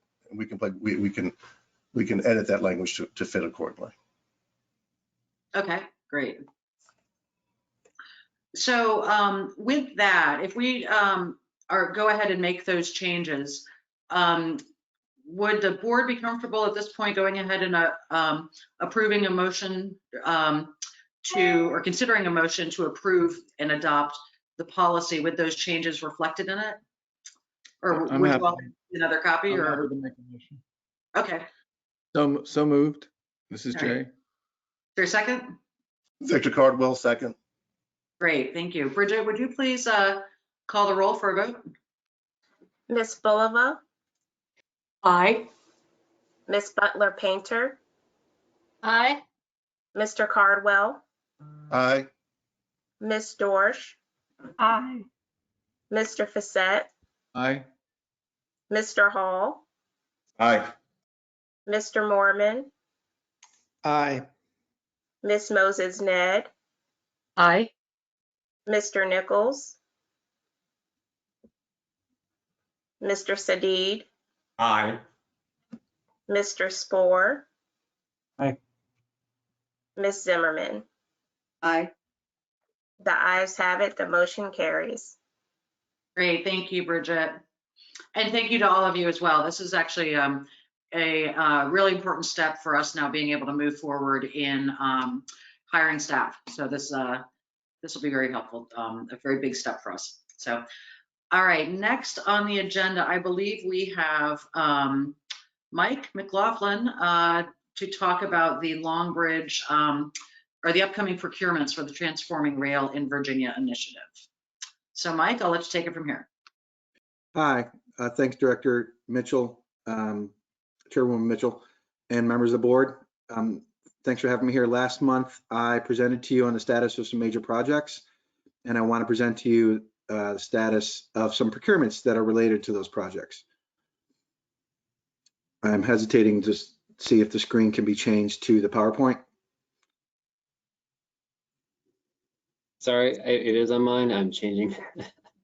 I wasn't sure if I was the only one who had the wrong document in front of me. This would give me a chance to comment on Ray Lang's comment about the Cubs and White Sox. I am a fan of both, but my family did grow up on the south side of Chicago, and if I had to choose, I choose the White Sox, but I'm a Cubs fan too. I know Patty's shaking her head no, but the White Sox did win the World Series in recent memory before the Cubs did. I don't know if Ray's still listening someplace somewhere, or if Bruno is, and he can pass that on. Ray and I, McLaughlin, I'm sorry. It was actually from one of his Amtrak government affairs colleagues, but as he was rolling with it, I just let you get thrown under the bus. So I'm sorry, brother. It's okay. Ray and I have known each other about, 15, 17 years now from my time working in the Illinois delegation. And I knew Ray well when he was just recently at Amtrak in Chicago, and ran amongst the same group of people. Unfortunately, most of them were Cubs fans too. Okay, so I'm going to talk to you about a few procurements. The first one is Long Bridge, and Director Zimmerman, you brought up the issue of core capacity. I agree with everything Chairwoman Mitchell said, that we are waiting. In fact, one of the things we're waiting on was a procurement to finalize PE, because PE, as I think you and some others know, is one of the steps needed to be taken to you have to finish 30% design to exit project development, which is a 2-year time frame that Chairwoman Mitchell referred to earlier. So that's one of the reasons we wanted to move forward with Long Bridge PE. And the other one, of course, when you have a $2 billion project, every month you delay costs a lot of money. So with that, I think a lot of you know the details. Again, I presented on this last week. It is a 2-track bridge with 3 tracks on either side, going to 4 tracks on both sides. We want to go to 4 tracks over the Potomac as well. Carries almost 80 trains a day at 90%, 98% capacity during peak hours. We have made a lot of progress in the last few years with the environmental clearance finalized in September of 20. Next page, please. The bridge, as I mentioned, is almost a $2 billion bridge. We did move forward. So preliminary engineering was started by the District Department of Transportation in coordination with DRPT and others. They only took it to 15% along with the environmental. We need to take it to 30% design. I think most everyone's familiar that 30% design is that industry threshold for taking projects to a certain milestone. And then from there on, you then determine if the project's going to move to design build or design bid build. That is something we also plan to determine during the preliminary engineering phase. I should note that this procurement and all the other procurements have an assignability clause to VPRA. We did start these procurements under the DRPT procurement manual. So we are completing this one through DRPT, but in the future, we will be bringing these procurements for your approval to VPRA once VPRA has an executive director, as you talked about earlier in the program. But this will be assigned, this procurement will be assigned to VPRA, hopefully in the short term. During preliminary engineering, we'll continue to work with the District Department of Transportation, which I think a lot of people know. Most of the bridge, most of the project is actually in the district because of some odd historical oddities. The district actually has the property up almost until the shoreline in Virginia. So we'll work closely with them in the Potomac River and parts in DC. Also works with the National Park Service. Director Mitchell mentioned earlier that we had legislation passed to allow us to have some National Park Service land conveyed. So we'll want to work with them to make sure that's properly handled. We're also, of course, going to be working with our partners at Amtrak and VPRA and others. PE will take about 2 years. Final design and construction will then come after PE is done, and hope to have it completed by 2030. I already mentioned Long Bridge Act and the MPS land, which we'll start working on with MPS. Next page, please. And if you have any questions while I'm presenting, feel free to ask them too. Otherwise, I'll just continue to go on, and then I'll pause at the end for questions. Mike, this is Jim Spoor. Just back on that other picture. Sure. Is there any concern about deferred maintenance on the existing bridge? I mean, God, look at that landscaping growing out of the abutment there. CSX assures us that the bridge is in good condition. In fact, they are going to continue to operate and maintain that current bridge. That's the current bridge, the current long bridge, the current 2-span bridge. We'll be building right next to it. We'll be building upstream. So that is in good structural shape. I do understand your point about maybe some paint and some vegetation maintenance there. And you're not the first one when this picture has come up to notice that. Yeah. Hey, Jim, I think they just planted that tree a few years ago. Wow. They did during World War II, the bridge is over 100 years old. And during World War II, they shored it up with some additional structure support. So it is in good shape, they assure us. Jim, always remember that's CSX. I know it wasn't the thoroughbred of transportation. These are the project phases and activities for Long Bridge. You see the 2016 and 2020 past work. I already mentioned a lot of that was done in coordination with District Department of Transportation. 21 and 23 is we're kind of in that middle section there with preliminary engineering, which I've already referred to these. This is just another way of kind of looking at what I previously said on the previous slide. So I'll pause here, but if there's any questions on Long Bridge procurement or Long Bridge in general, and again, to Director Zimmerman's point, getting through this procurement and getting PE underway is a key part of the project development phase for the FTA's core capacity program, which could be a significant chunk of money for this and related projects. If there's no questions, I'll move on to the next few procurements.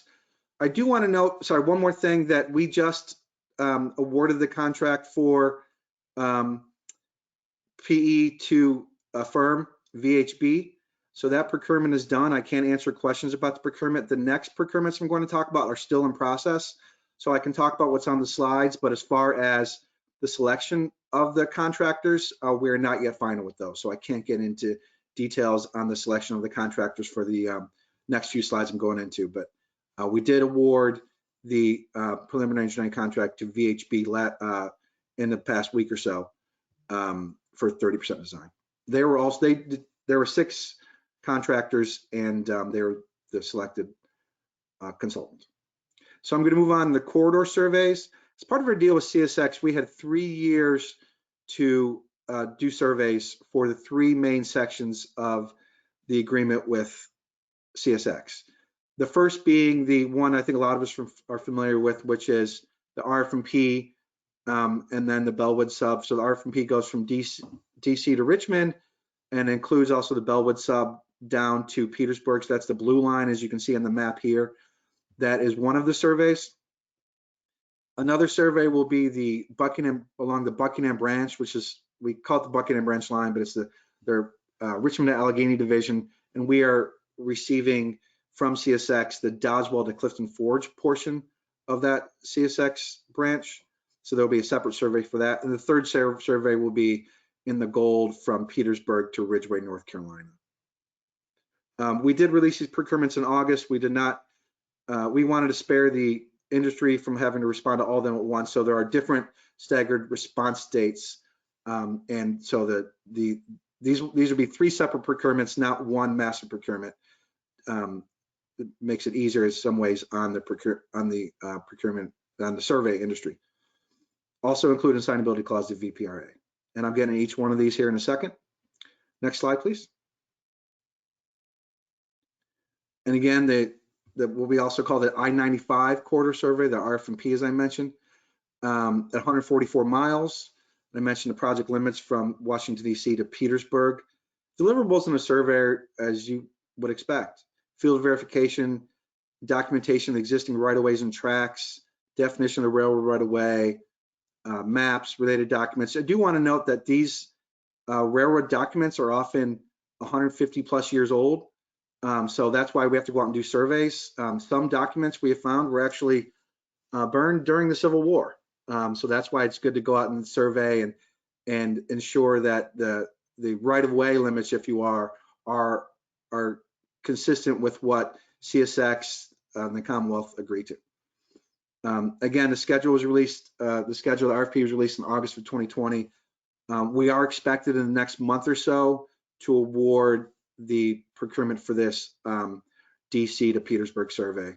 And I should note that to meet the 3-year window that we had with CSX, the 3-year starting in December of 2019, all deliverables from the contractor are due by November of 2022. So any questions on this one before I move to the other two? Thank you. No questions. Happy to move to the next one. The Buckingham Branch, as I mentioned, from Doswell to Clifton Forge, 164 miles.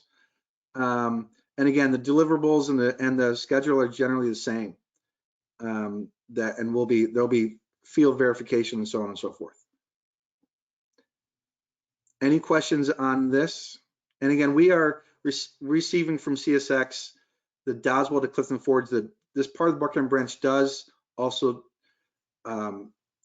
go from Doswell to Richmond, but for various reasons, CSX is keeping that part of this Richmond to Allegheny division of the Buckingham Branch. And we will be receiving from CSX ownership of the Doswell to Clifton Forge section. Next slide. The last one is the S line, as I already mentioned. This is 75 miles. Collier Interlocking is on the south side of Petersburg, down to Ridgeway, North Carolina. I should note that this section does not have active track. This section of the S line was abandoned, and we will be receiving from CSX what they currently own. There are some small gaps in ownership of CSX, so we will have to work with private landowners to retain the other gaps in the line, but for the most part, it is owned by CSX. At Ridgeway, North Carolina, south of there are active tracks, and I should note that North Carolina DOT is working with CSX to retain ownership, to gain ownership of Ridgeway to Raleigh as part of the S line. So you would have a contiguous segment from Raleigh to Petersburg of the S line, which, as you can see, the 85 corridor goes on a diagonal from Richmond and Petersburg to North Carolina, and that would save a lot of travel time, the S line would. Whereas right now, the North Carolina trains have to kind of go in a southeasterly direction, then go straight north to go to Richmond. So this would the development of the S line would cut down travel times by an hour to an hour and a half between Raleigh and Richmond, which would be really significant for not just the Southeast region, but the East Coast. So this survey, again, will meet the same timelines and deliverables that the other surveys will. Any question on any of these? Hey, Mike, this is Wick. Just out of curiosity, does CSX operate the S line north towards Ridgeway, or have they given it to a short line? I believe it's still CSX. Now, North Carolina did receive a 47 million-ish Christie grant last year for the purchase of that S line from CSX. So I'll double check that. If I'm wrong, I'll let you know, Director Mormon, but I believe that is 98% sure that is owned by and operated by CSX. Okay, thank you. And if I would pull out a rail map just to double check it, but that could get a little messy. I'm a huge fan of rail maps, as I think a lot of you are, but it would probably take away from you being able to see my face.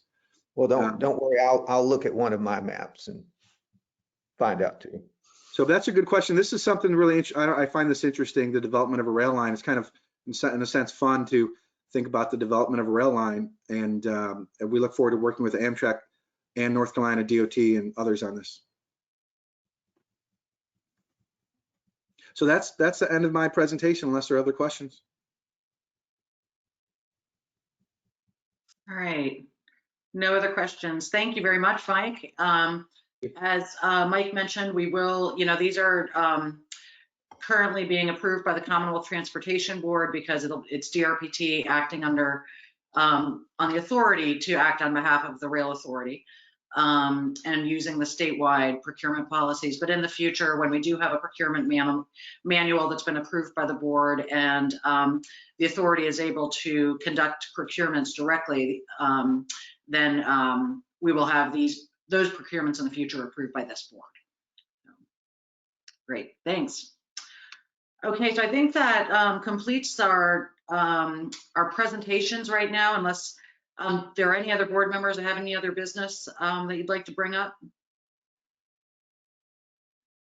Okay, so we are now going to offer an opportunity for public comment. And I'm not sure, Haley or Jeremy, who is going to be kind of operating this, but I know I've got let's see. Yeah, Haley will take over. Okay, great. All right, we will now begin accepting public comment. Let me just pull up my document. All right, if you would like to provide public comment at this time, please raise your hand in the attendee column. We will call your name and unmute your line when it's your turn to speak. If you are using the call-in option, you can raise your hand by pressing *3. You will have 3 minutes to provide your comment, and we will then move on to the next person in the queue to speak. Once you complete your testimony, please remute your line. All right, so at this time, if anybody would like to ask any questions or have any comment in regards to what we saw today, please raise your hand in the attendee column.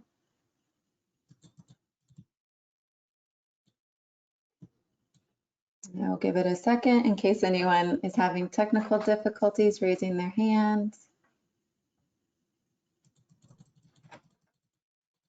All right, I do not see any comment at this time. Hearing none, that concludes our public comment period for this session. All right, great. Thank you, Haley. So I believe that is it for our meeting today, unless there's any other questions.